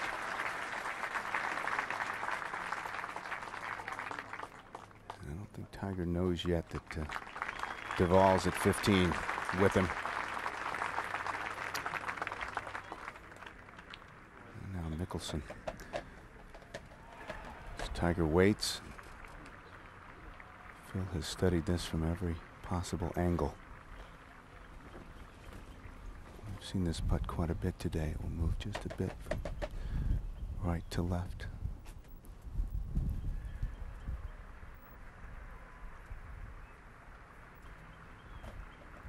To get within 1.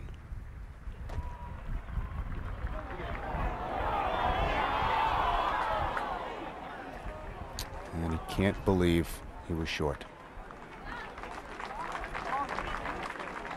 Very disappointing par for Mickelson to remain at minus 13. Meanwhile, Tiger has already headed toward the 15th tee. There he is, trying to journey into a part of history where no one has ventured before. 4 holes left on Sunday at the Masters. What a remarkable day. 18. Earlier, Furyk for par. Closes with 69. 37 on the second 9, however. He's tied for 5th. 16. And what a splendid setting as David Duvall takes the tee. And inevitably one thinks back to the championship many would argue was the best ever held here 26 years ago, 1976.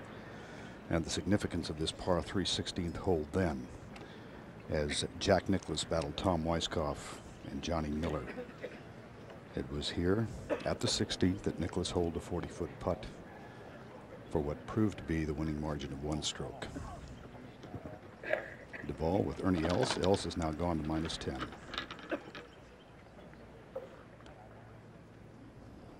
Tiger Woods resting before his tee shot at 15.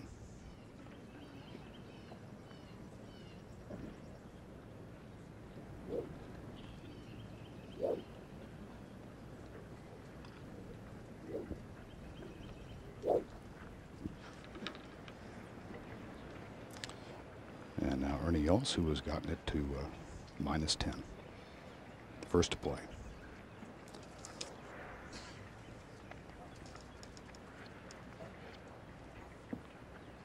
Beg your pardon, -9.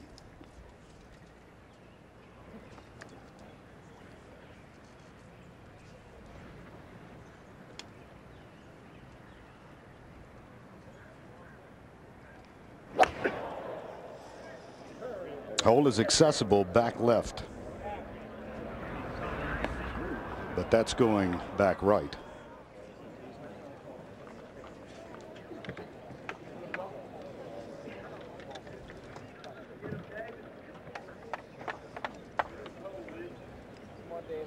And now David Duvall.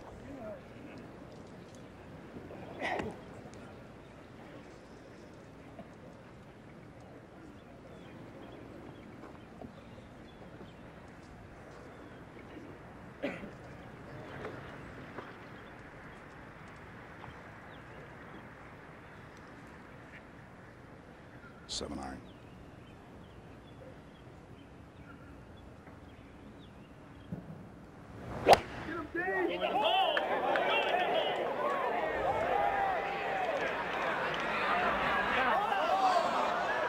What a difficult downhill chip he's going to have now.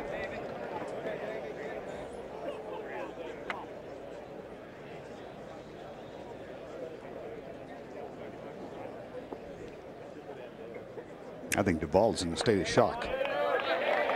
We go to 15. And the tee shot has to keep it right of the trees. Oh. Hey folks, cameras are not allowed. Put the cameras away, please. Every time he does that, absolutely amazing how he can stop his swing like that. Normal people would have just continue and flinch out of it. Gets all the way to the top of his backswing.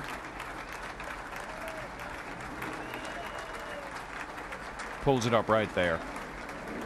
Absolutely amazing. And that was a stare that would stop a clock. David, that's not hard to do when you bunt the ball, but when you swing that hard, that's difficult. And you're right, Kenny.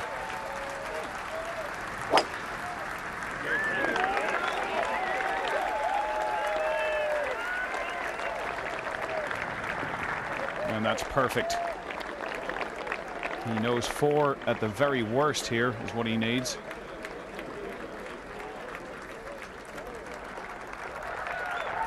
And Duvall, we heard the applause as Tiger hit his tee shot from behind here. Tiger unaware that Duvall in trouble, of course. And one of the great scenes in golf. The roar from this area swells up and is heard all over this golf course. And David Duvall has birdied the 16th hole once out of 21 attempts here. And Vern, I'd have to say he's not looking good right now. And earlier at 15, Mickelson's tee shot.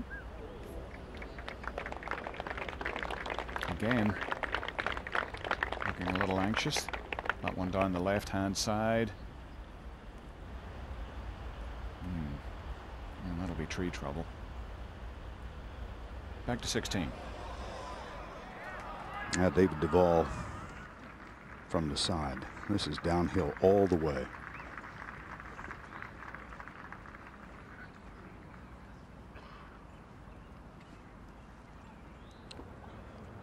Co-leader with Tiger Woods. But thinking 3 now.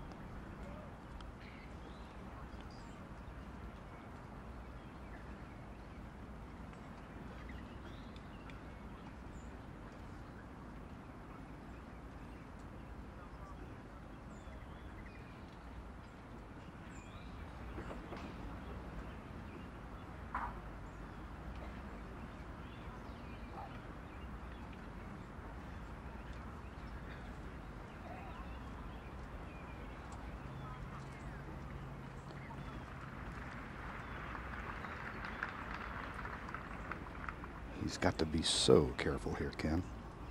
He really has to, Vern. He has to press a little bump and run. He'll take almost his putting grip, get it started over there, and all he wants to do is get it over the fringe and let the roll take care of it. Now he's hit the ridge. Well, I think this is going to be really good. I think he's going to love it. That shows you how fast it is. Look how far by that is, Vern.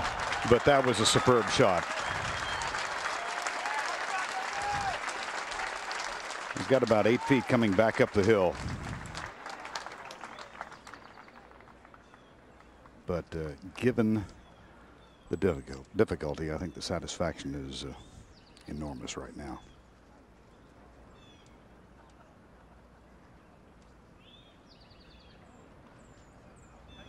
He can even allow himself a smile.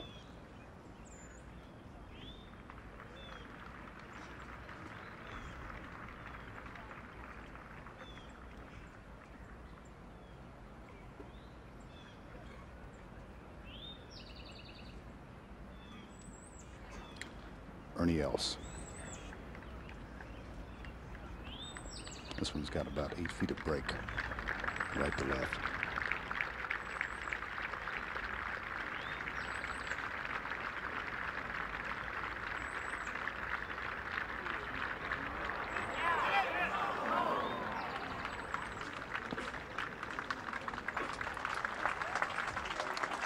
Twice a U.S. Open champion, and we were correct when we reported his score at 10 under par. He had birdied the 15th. So Ernie 5 back now.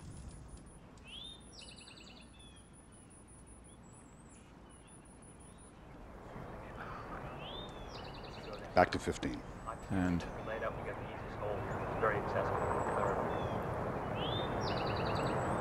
Mickelson not in a position to go for it really, but in no mood to lay up. This is going to be interesting. He's got to hit a huge cut from here, and that'll be further complicated by the fact he's just in the edge of the second cut. Can't get as much spin on it. But he's played the cut shot beautifully all week here. David, I got to believe that this is going to be a layup. At least he takes big numbers out of it, and he can make, you know, he can still make 4 as well as he pitches the ball, and he still keeps himself in contention.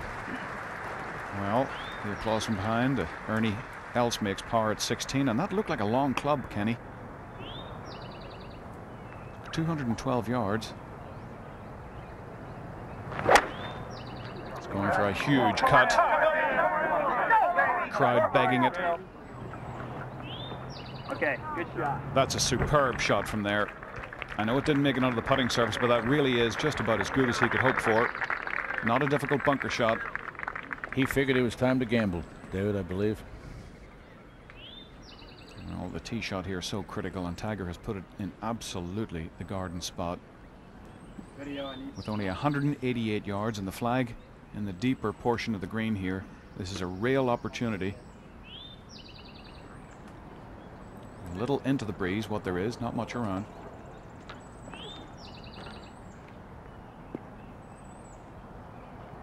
So a chance now to separate himself. Setting up a little left.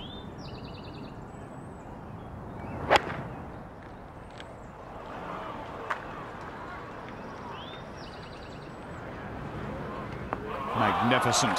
Short of the hole. 25 feet. A little right to left. That for eagle.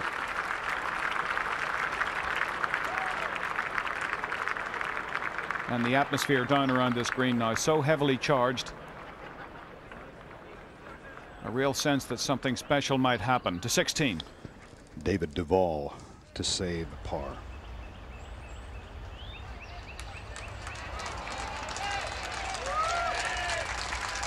Problems off the tee. Duvall with a 4, and he heads to the 17th tee, having lost momentarily 1 stroke. Tiger Woods with a splendid opportunity for eagle at the 15th, and he leads by 1 in the final round of the Masters in Augusta.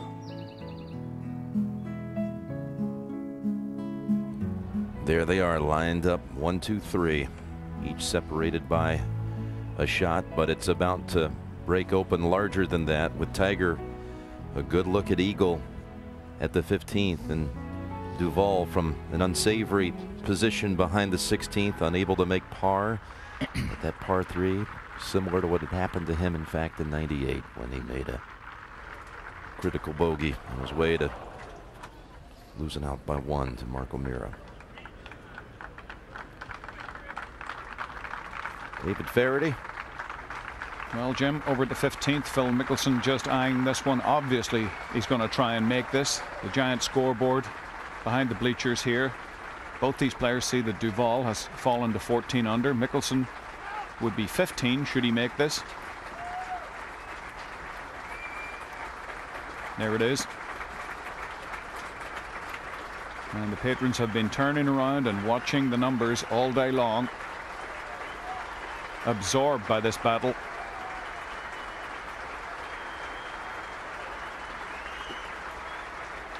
And a very courageous and aggressive shot there from behind the trees from Phil Mickelson.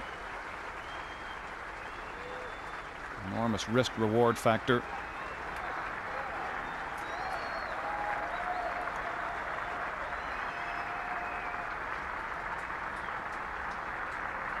Not even waiting for the applause to subside. He knew he was going to have a run at it. And he's watching it very closely also as it rolls by. His concentration has been phenomenal this week. He really has put in an effort. And he gets out of the sand very quickly here. He knows the ball is going too quick. And he wants to get right behind it and get an idea of that break on the way back. Tiger now with a realistic chance. About 25 feet up the hill, a little right to left.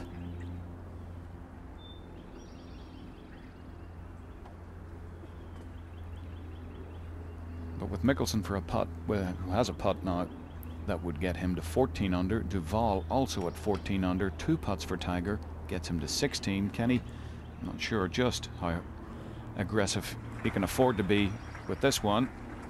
You don't get this good without being smart, to say the least. Well, you have to know when to be aggressive, but he's coming uphill. It's almost like the same one that where he hits the putt. They're slower coming up that hill, and this is really, as you said, a very, very makeable putt.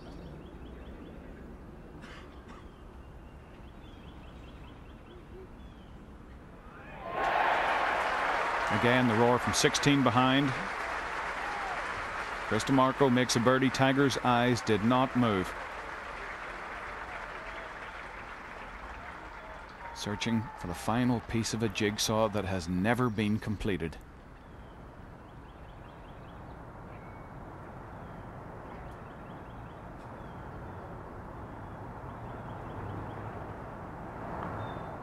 Stay up.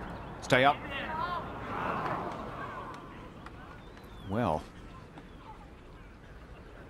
that was a little more energetic than I was expecting.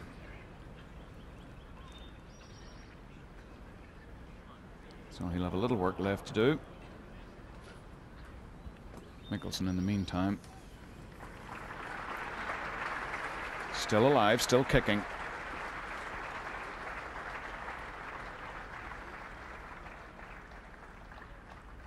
And has it up the hill here from about 10 or 11 feet. With just a hint of left to right in it.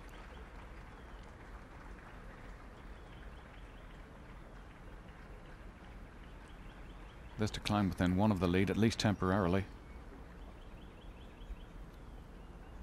Kenny, he really has to make this one.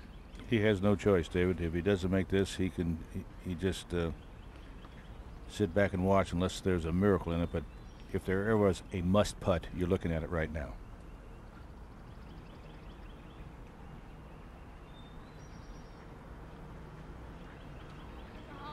He's still there.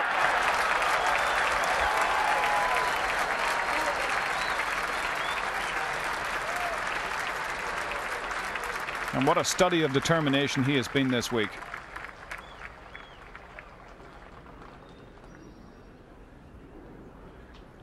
Now, just about 3.5 feet. Which is about 3 feet longer than he really wanted. Just about left center.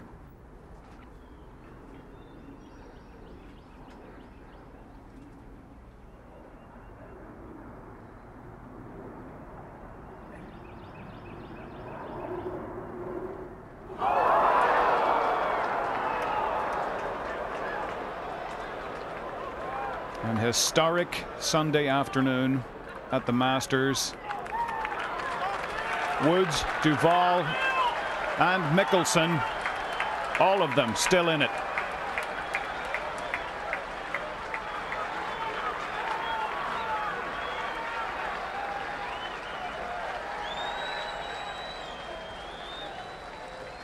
We haven't seen much of this week.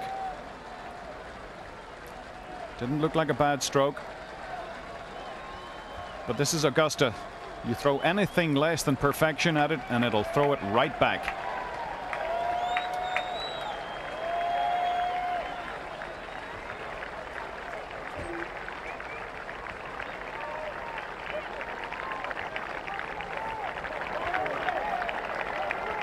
Now, how much would a great tee shot here at 16 mean to Phil Mickelson?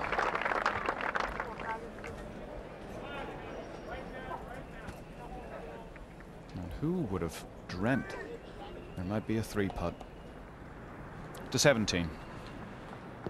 Where we find a very difficult pin placement directly behind the front bunker. David Duval only 140 yards to go, but wind behind. Just on the fairway. That makes a difference.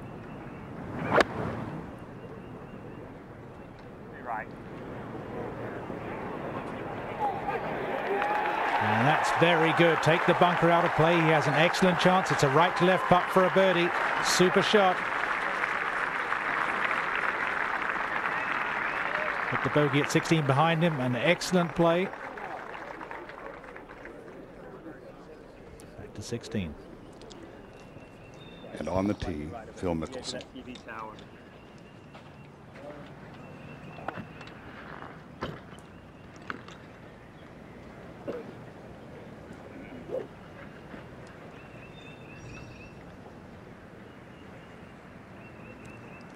Seven iron.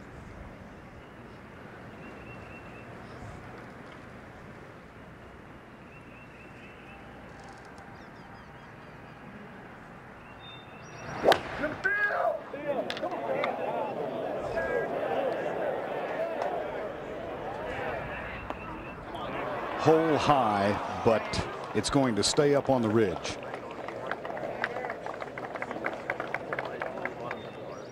And Ken, he has left himself a really difficult putt. He'd walk off there right now with a 3 and never ask another question.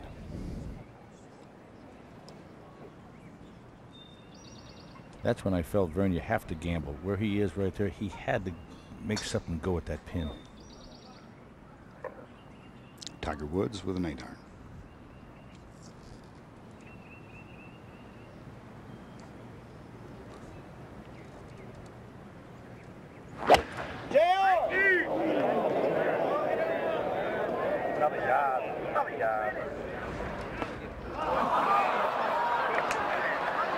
Now he will get a little bit of gather from the ridge.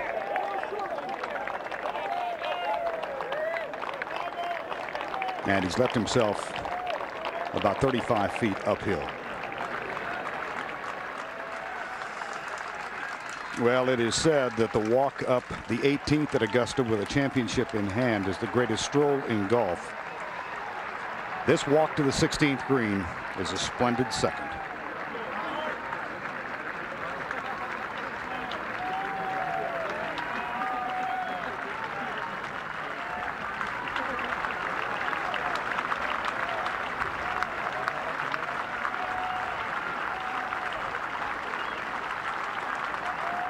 In 1986, when Jack Nicklaus won his 6th green jacket, Phil Mickelson was a 15-year-old watching on television.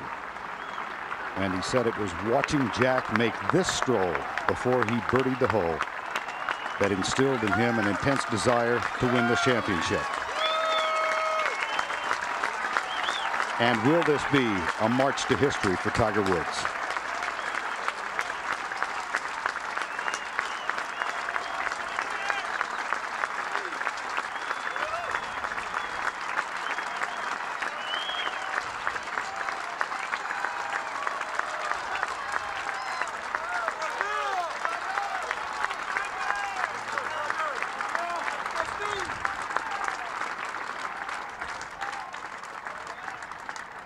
No better place to be on this Sunday afternoon.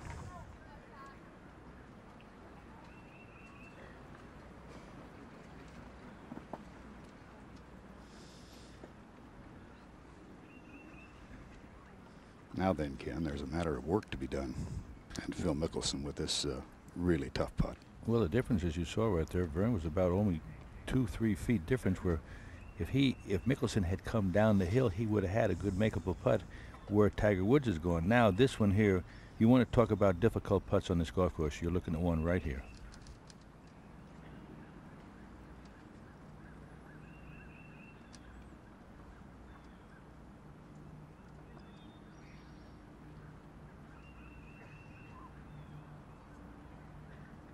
He's standing almost where he has to putt this. This thing has got to have something like a 20-foot break on No, it. that's right.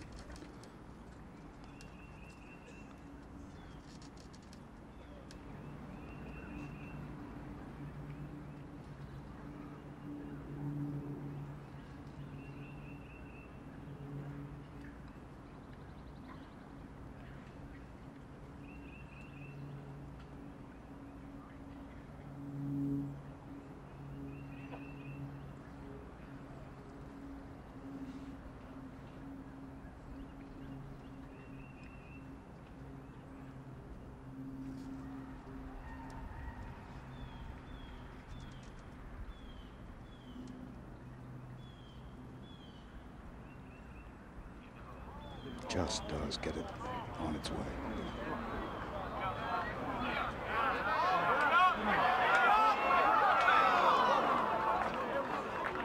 It's really well done.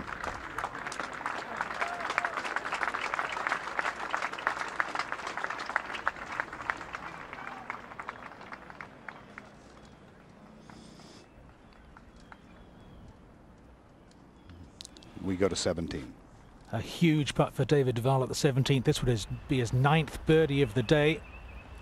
Downhill, right to left. Could have tied Tiger. Misses a great opportunity. There's an excellent second shot.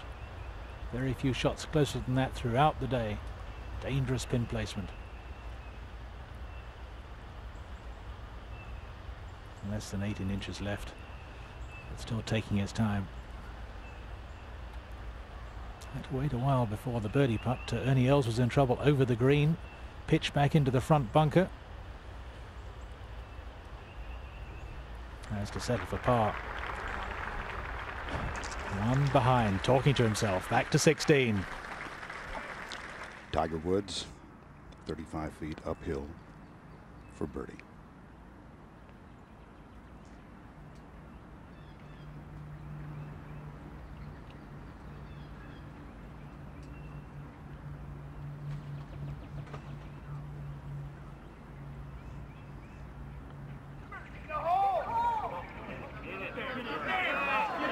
Going to come up short.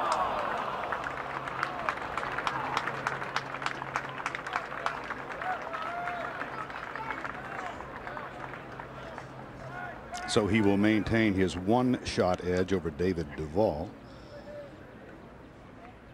But first he'll mark and give way to Phil Mickelson, and we'll see what Phil can do with his attempt to salvage par on this hole.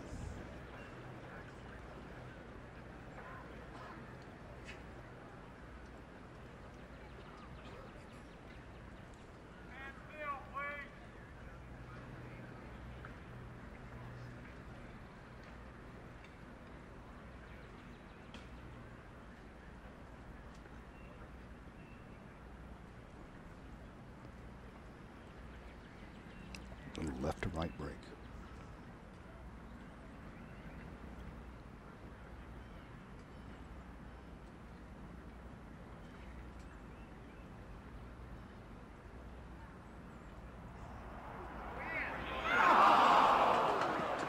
First Duvall, now Mickelson with bogeys at the 16th.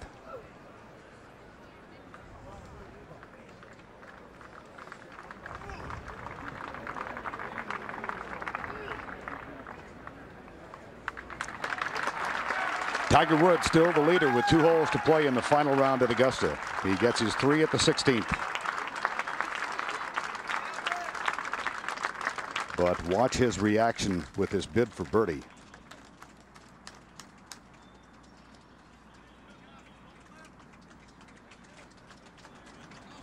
We go to 18. David Duvall. And it's a must birdie for David Duvall. He has no other number in mind except try to make 3.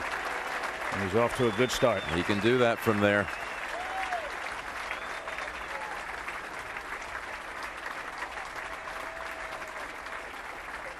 Boy, those are 2 costly bogeys at 16, Jim. Amazing. The 2 challengers. The 2 attempting to be the streak busters. Yesterday at 17, Mickelson. This is how he closed his 3rd round. Birdie at 17. He had stepped back a couple of times. He knew the importance of this one to get in the final group.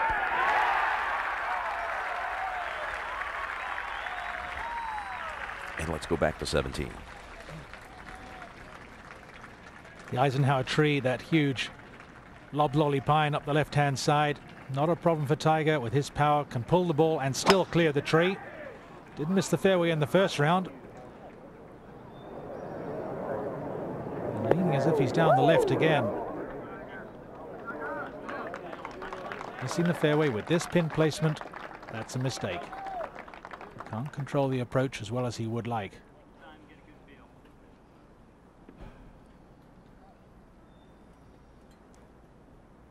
We're going to see more battles between these 3 players. Mickelson's 30 years old, Duvall 29, Tiger 25. They're going to be playing some great golf for a number of years. One of the more difficult fairways to hit. Trees left and right, about 30 yards wide. The wind has been behind today. There have been some shortish second shots. Finding the fairway, as Mickelson has done, is essential. He'll be able to attack from there. Tiger may well have to be careful. 15, 14, 13. 2 very interesting par 4s to go.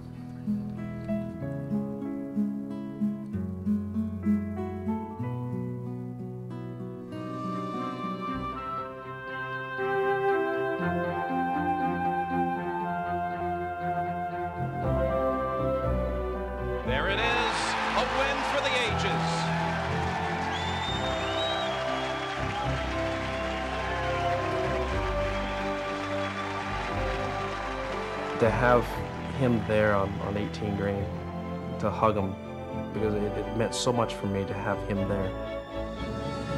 That's what made that tournament so much more special.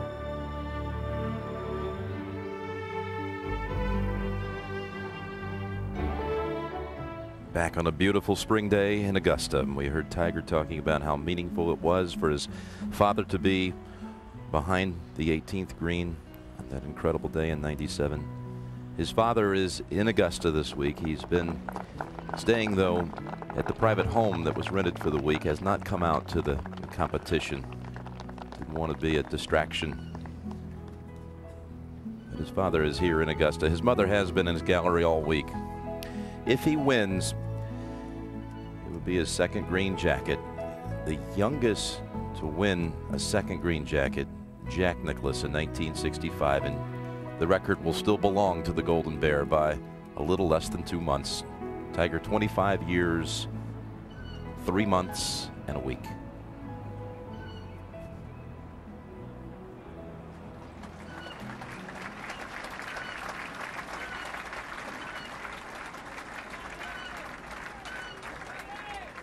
When I think back to when he was here as an amateur 5 years ago, the year before he won by that astonishing 12 shots. He missed the cut as an amateur. And David Duvall now with the most critical shot he has faced all day. 101 yards. Has to put it behind the hole and draw it back. Don't come up short. Use that backdrop.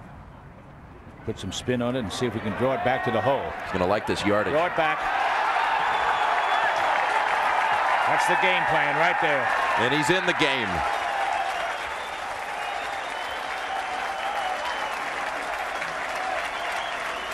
Boy, that will test your nerves right there. what that means and just set it up on the scoreboard, and all of a sudden now the stage is set. 17. Phil Mickelson, great drive. 140 to the pin. Talking to it. 4 yards of green over the bunker. And that's a pretty good spot, a good angle from where to attack for a birdie.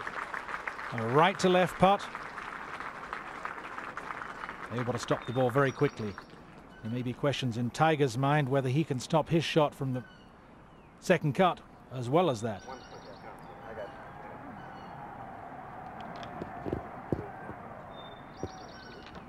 You've seen him time and time again hit shots to the right portions of the green to give himself the best putts, to take nasty long putts out of play.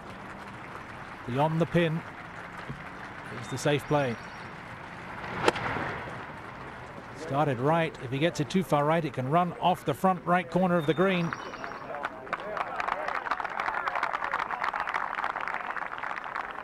Hasn't stopped yet. So a challenge still, Ken. It's been exciting to watch. I'll tell you what, we have seen it all today, Peter. It looked as if he got the spin, but not the direction.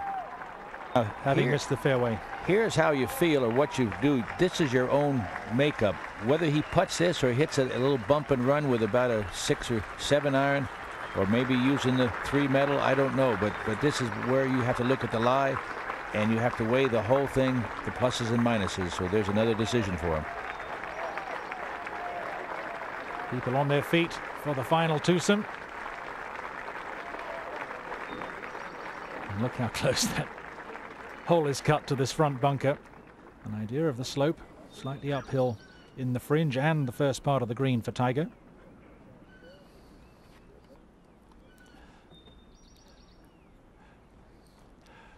We hadn't seen this hole placement in the last 3 years.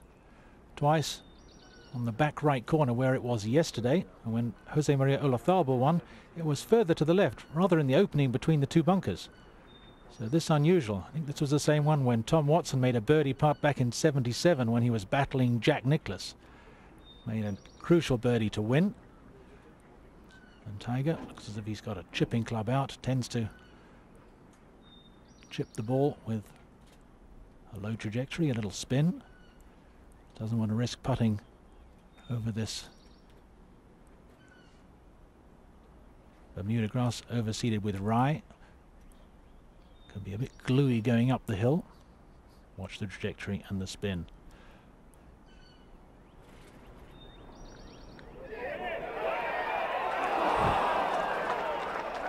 He has hit a lot of very, very good shots. Maybe hasn't been rewarded as well as he might have been. Beautiful chipping. Just an all-around game. The power, but also the finesse and the beautiful putting stroke. So a certain par to 18. And here it is. He's played his heart out today. I don't have to tell you anymore. We just have to watch. Oh, what an opportunity. Oh my gosh. Wow. I would have bet anything he makes that putt. Incredible. Oh, what a disappointment.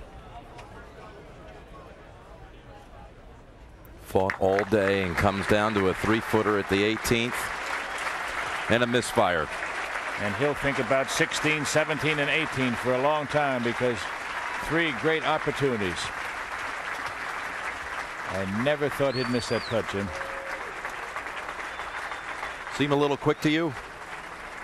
Yeah, he takes a little bit longer than that to putt it, but I think what it was that he was so sure. 17. Mickelson trying to make his 3rd birdie of the week at the 17th. It's been a tough hole. One of the tougher holes on the course the last 3 years with the added length. The 17th has been a real challenge. This time it slips past. As we said, birdie yesterday, forced his way into the final twosome. He'll stay at 13 under. 1 behind Duvall, 2 behind Tiger.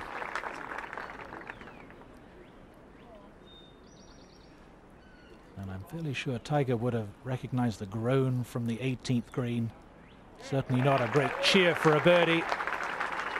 Thank you very much. 15 under. And let's go up to the 18th hole. And Tiger's reaction a moment ago on the chip at 17. Thought he'd hold it. Duvall's anguish at the 18th. A putt you won't ever forget as long as you play this game. Those are the ones that haunt you. And Mickelson, knowing he had to make that one. His only scenario now is birdie bogey. Birdie for Mickelson, bogey for Woods. Oh, I can't get over the opportunity that Duvall bogeying 16, have a wonderful opportunity for birdie 17, and then the most, probably one of the easiest putts you could get on the 18th green and never even hit the hole. The one here is just shocking. Huh? The one at 18. Oh, I still can't believe what I'm looking at. I can't believe it. It's to me, I would have said, you know, with all being and experience, it's in.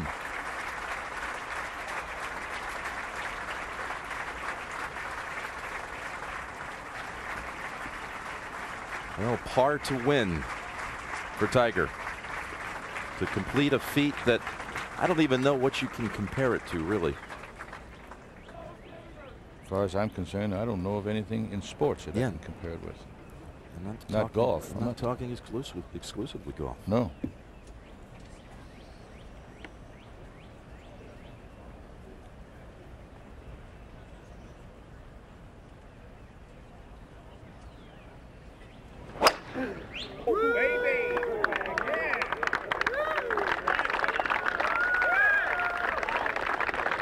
That was a confident look. And he just held that finish. He teed on the right side of the teeing area, put a left to right move on it, and couldn't walk it out there any better. Oh, I'm still thinking about Duvall's putt. You're not the only one. I'll forget it probably about tomorrow, but I know he won't. Now Mickelson.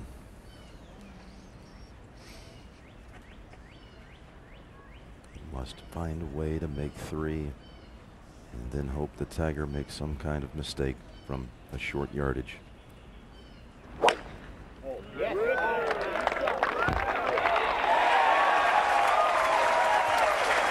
That one rattles around the pines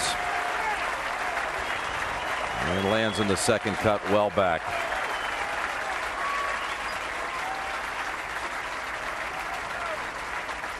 He had a putt to tie it. Let's call it outside of 4 feet. He's declined an interview. David Duvall, 67, and a heartache here at Augusta today.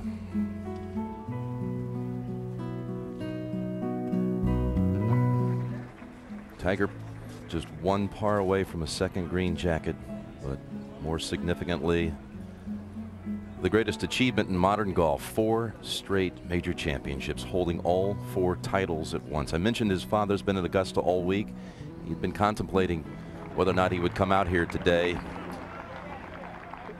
I'm going to watch the first part of it back at his house here in Augusta. Unable to, health-wise, really walk up and down the hills here at Augusta, but he awaits a second hug.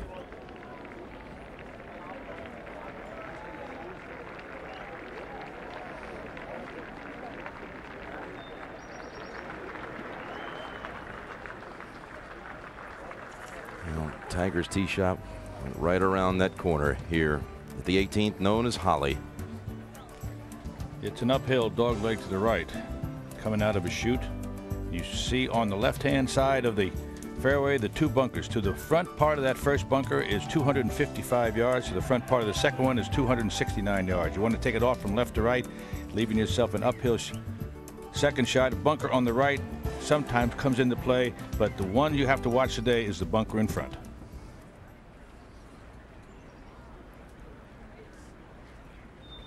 Mickelson got entangled there at the corner of the dog leg with the pines.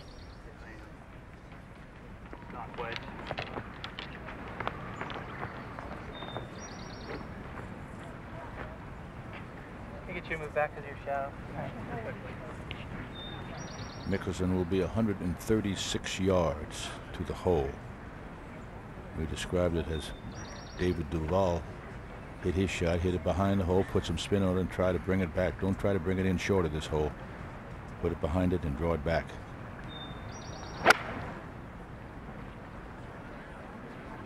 Staring it down. That will come back, but not as far if he put any spin on it, but it'll be back there. And it'll be just about twice the length of David Duvall's putt.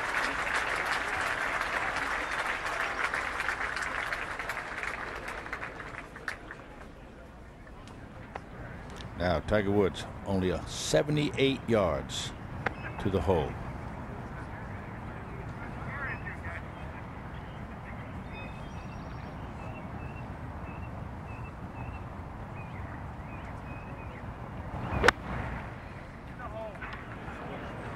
This is a spinner coming in here. Watch his spin. It'll come right back down. I don't know if it'll get quite as far.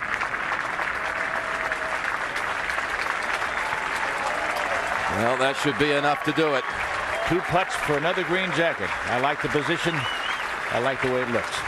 Here comes the salute to an achievement that's about to be completed unlike anything this sport has ever seen.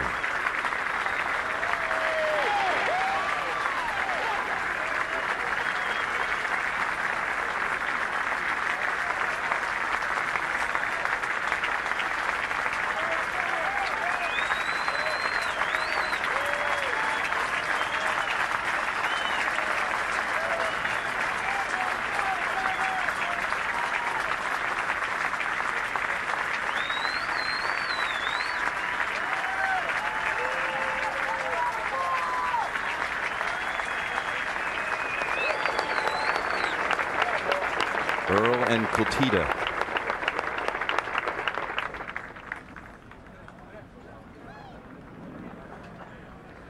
Tiger's just a little outside of Mickelson. I don't expect this putt to be going very fast, Jimmy. He could end up making this. It would be the rapturous reaction you would expect, and Mickelson still has a putt for a share of second.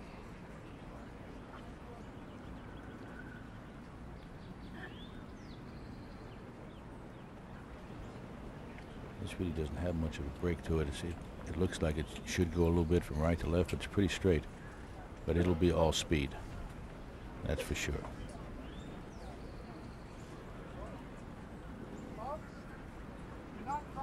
We've known for 8 months that this is going to be approached as the week of the Tiger Slam, ever since he defeated Bob May in that 3-hole playoff at Valhalla.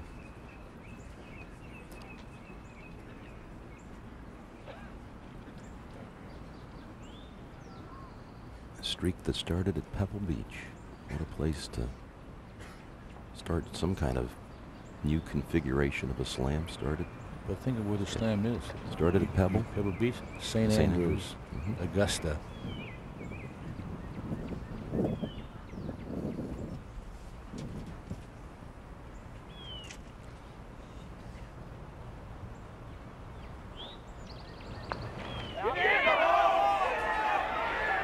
There it is, as grand as it gets.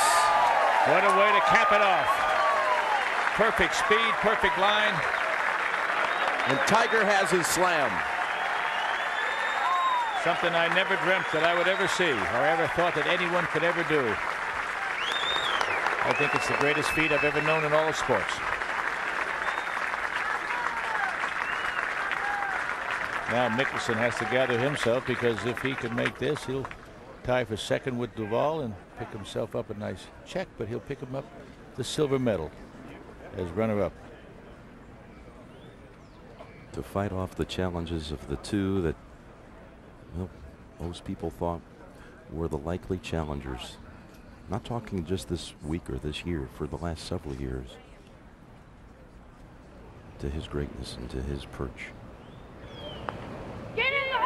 Sheriff second. Just like Duvall's putt. You know, had he made that putt, he would have become the first player in Masters history to shoot 4 rounds in the 60s, and he still wouldn't have won. That still wouldn't have won. You're absolutely right.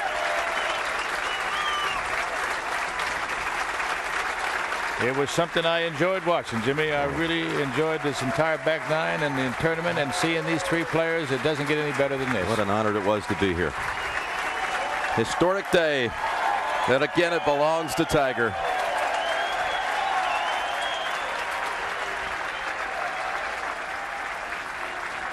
Tiger, you've got someone waiting for you back here at the Scores trailer.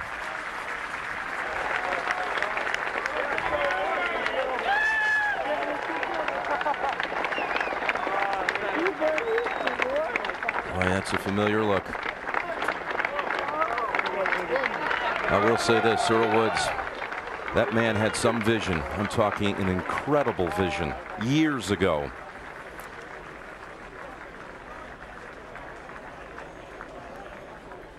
Let's take another look at this. What a way to end it. That left no doubt. Look at this. Speed, center, hello. It's the only way you can end it. That's right. And that's the way it should be.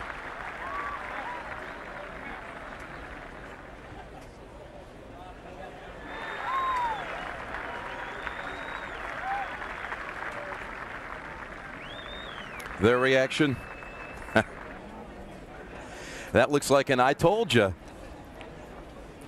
He's told a lot of people in advance of some what most people thought were wild and impossible things that his son would one day achieve. Well, people who say it's impossible are those who have never tried.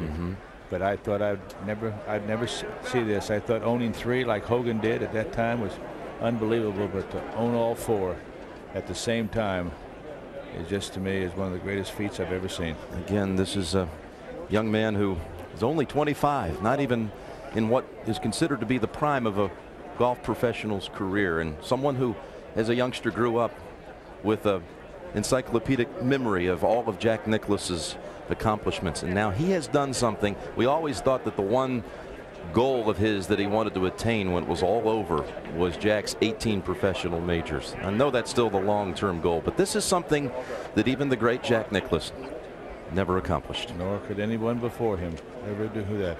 And when I look at the signing the scorecard, one person comes into my mind: Roberto DiVincenzo.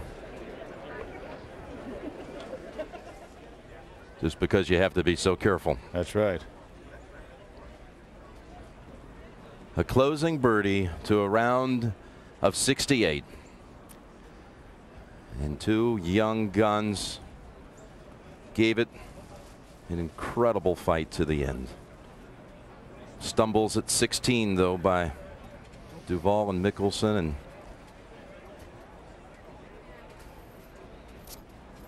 well, we didn't see Earl Woods at Valhalla or St. Andrews or Pebble Beach, but he was here for the 4th. Well, he may not be there, but he's never far away. But as you said, what a great sight he had. But you thinking about what they said about Tiger Woods, about watching the movies and the tapes of golf courses and knowing about it and learn about it, where he's going to go. That's wonderful in one way, but to make it happen, we just witnessed a miracle. And there are more to come. It's the only thing you can think. Again, when he was an amateur here for the last time 5 years back, he'd played practice rounds here with Jack and Arnie. He said there are 2 ways to learn this course. You have to listen to the guys who have played it, and you have to go through the diabolical experience of playing it. In the 5 years since, he's worked on 2 green jackets. The top 16 and ties here are rewarded with an invitation to next year's Masters. And one player, Rocco Mediate, made it at 7 under with a chip-in birdie at the 18th. Those at 7 under or better finished in that top 16 category. Let's go down to Bill McAtee.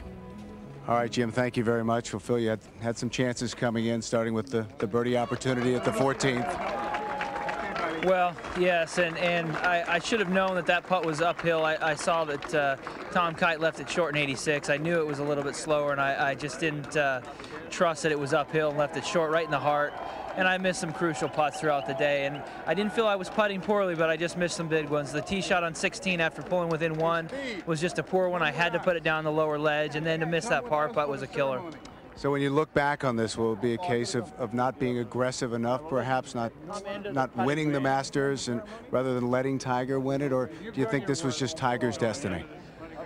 Well, he certainly played well and shot the lowest score and won. The way I look at it is I've got some issues with my own game. I made 4 bogeys again today. I've made 2 doubles the last couple of days, and I'm just throwing shots away left and right. And to try to compete against Tiger, it's just not cutting it. I think that I've been able to do it in the past and be somewhat successful, but at this level, I've got to eliminate those mistakes. All right, Phil, thank you very much. Let's send you back up to Jim Nance.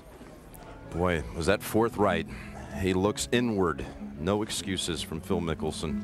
Well, the bogeys that he made today, 4 of them, and 2 double bogeys the other day, Friday and Saturday, it just made too many mistakes to keep on top of things.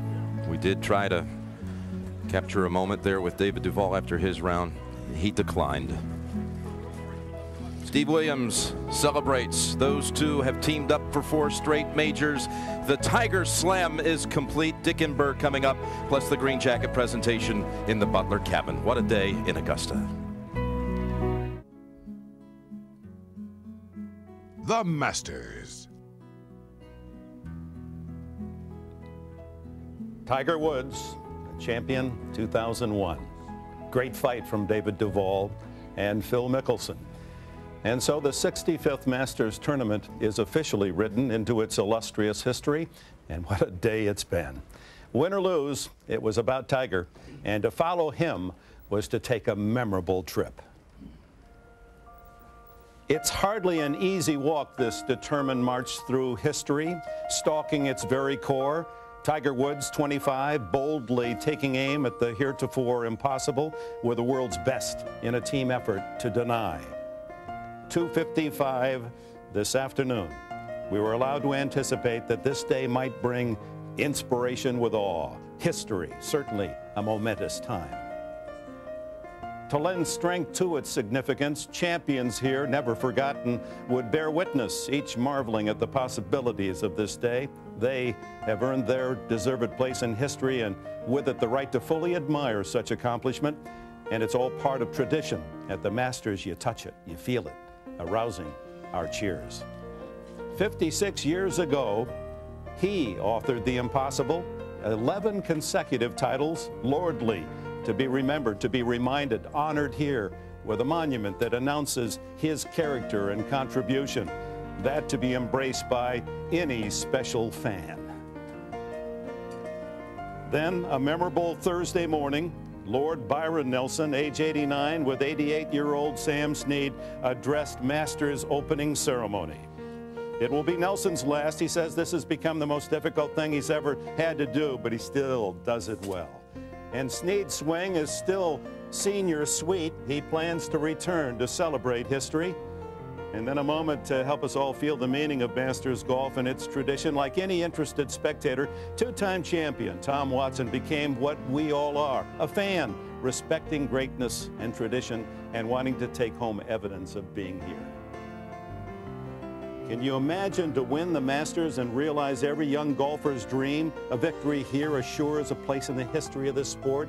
In that spirit, each year, Augusta salutes its champions. All are invited to return. No place in golf embraces the past quite so well. This year, 28 of them, Masters champions, were here. Here for young golfers as more than a gentle reminder of what golfing greatness is all about, and lending power to this day. Oh, to be sure, there are interruptions. There are modest breaks in tradition's rhythm, the unconventional. But there was also the traditional expression that honors the game dating back to another time. Often we witness the doffing of the cap at a round's end, a public display reflecting regard for the game, respect for fellow competitor, no questions asked, a gentleman's gesture, not to hide beneath, even in disappointing times, but to offer an openly sincere meaning to the handshake. It's a traditional touch of class, and it fits the moment and this place, and we owe it to the game not to forget. And so, we doff our cap to salute this historic accomplishment.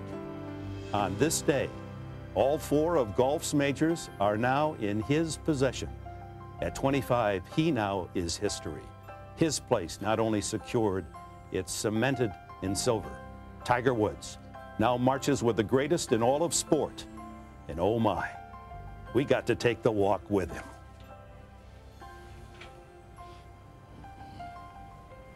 Thank you, Dick Enberg. It was indeed a powerful day here in Augusta.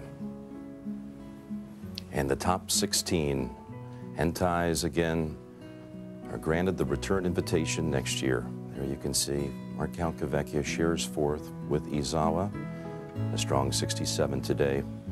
Furyk and Els, Bernhard Langer was 69. And Hel Cabrera, who actually held the lead at one point in the 3rd round for about a half an hour until a mistake at the 15th. Azinger, and again mediate with a chip-in birdie at the 18th to finish in the top 16. An incredible day, can't say it enough, and it's time for the presentation of the green jacket. Let's go to the Butler cabin. Good evening. I'm Hootie Johnson, chairman of Augusta National Golf Club, and we sure hope you enjoyed the Masters tournament. First, I want to thank our television viewers from all across America and around the world in 190 countries for their loyal support of the Masters tournament. We're very, very grateful. I'm here in historic Butler cabin with my good friend Jim Nance. Thank you, Hootie. And in just a few moments, we'll be joined by our 2001 champion, Tiger Woods. And with him will be last year's champion, Vijay Singh, who will present him with his green jacket. And Jim, I believe they're coming in now. Congratulations, Tiger. Thanks, Hootie. We Thank couldn't you be very more much. pleased. Tiger. Thanks, Jimmy. DJ, let's sit down a minute, and I know Jim's going to have some questions, Tiger, but first I'd like to congratulate you on winning 4 straight majors, and we are so pleased that you made history here at Augusta. Thank you very much. Thanks. Well, Tiger, you can rattle off all the great names in the history of the game. Jack Nicklaus, you're so thoroughly, comprehensively aware of his records. You've done something that Hogan, Nelson, Snead, Nicklaus, Palmer, Player, Watson, no one ever did. How does that hit you? How do you put that into words? Oh, right now, it's hard to explain. It's an eerie calmness. I succeeded in what I wanted to accomplish, and it feels great. But I don't really feel ecstatic yet because it hasn't sunk in. You know, I was grinding all day. Watching the board with David making a move and Phil in my group playing well. I mean, I was so zoned out that I kind of forgot what the whole thing was all about. Well, being out there with David charging and Mickelson right there with you, what made the difference in the end? Where did you feel like you hit the critical shot? It must have been that great second putt hit on 15. Yeah. Well, you made it interesting there, certainly. Man. 11, second shot. You know, I think the tee shot, honestly, on 13, really got me settled because I've been working on that shot for a couple months. It's a nice high sweep, just pretending, just getting ready for that one occasion when I might need it on 13. And lo and behold, I had to pull it out, had to get it down there to try and make 3, and I put it down there, ripped it down around the corner, and it was in perfect shape. Listen. We've talked history before. You have an incredibly keen sense of history. Why don't you tell us about the Tiger Slam and where it ranks in the history of this game? Well, I don't think it's right for me to comment on that. I will say this, is that it will probably go down as one of the top moments in our sport. And I'm very proud of, you know, the accomplishments I've been able to have in my short career. I've been very lucky. I've had some good breaks. I've had some good things happen to me, and I've had some wonderful people supporting me and encouraging me to accomplish the things I've been able to accomplish. And you birdie the final hole just for a little extra exclamation point, and Mom and Dad are back there waiting Right. for you. What did that mean to have them back there? Well, the putt, ironically enough, I kept reading the putt, and I said, well, my buddy Marco made it. So, you know, I can go ahead and just roll it down there, and, you know, hopefully it'll go in and win in. And to see, you know, Mom and Dad there, it was pretty special. And it probably wasn't as special as it was in '97 because of Dad's heart surgery in '97, but nonetheless, without those two people, obviously I wouldn't be here. Yeah. But there's no way I would have been able to succeed and have the accomplishments I've been able to have. Well, it's time to put on a green jacket for a second time. You got it. EJ, I know that coat fits Tiger because he's had it on before.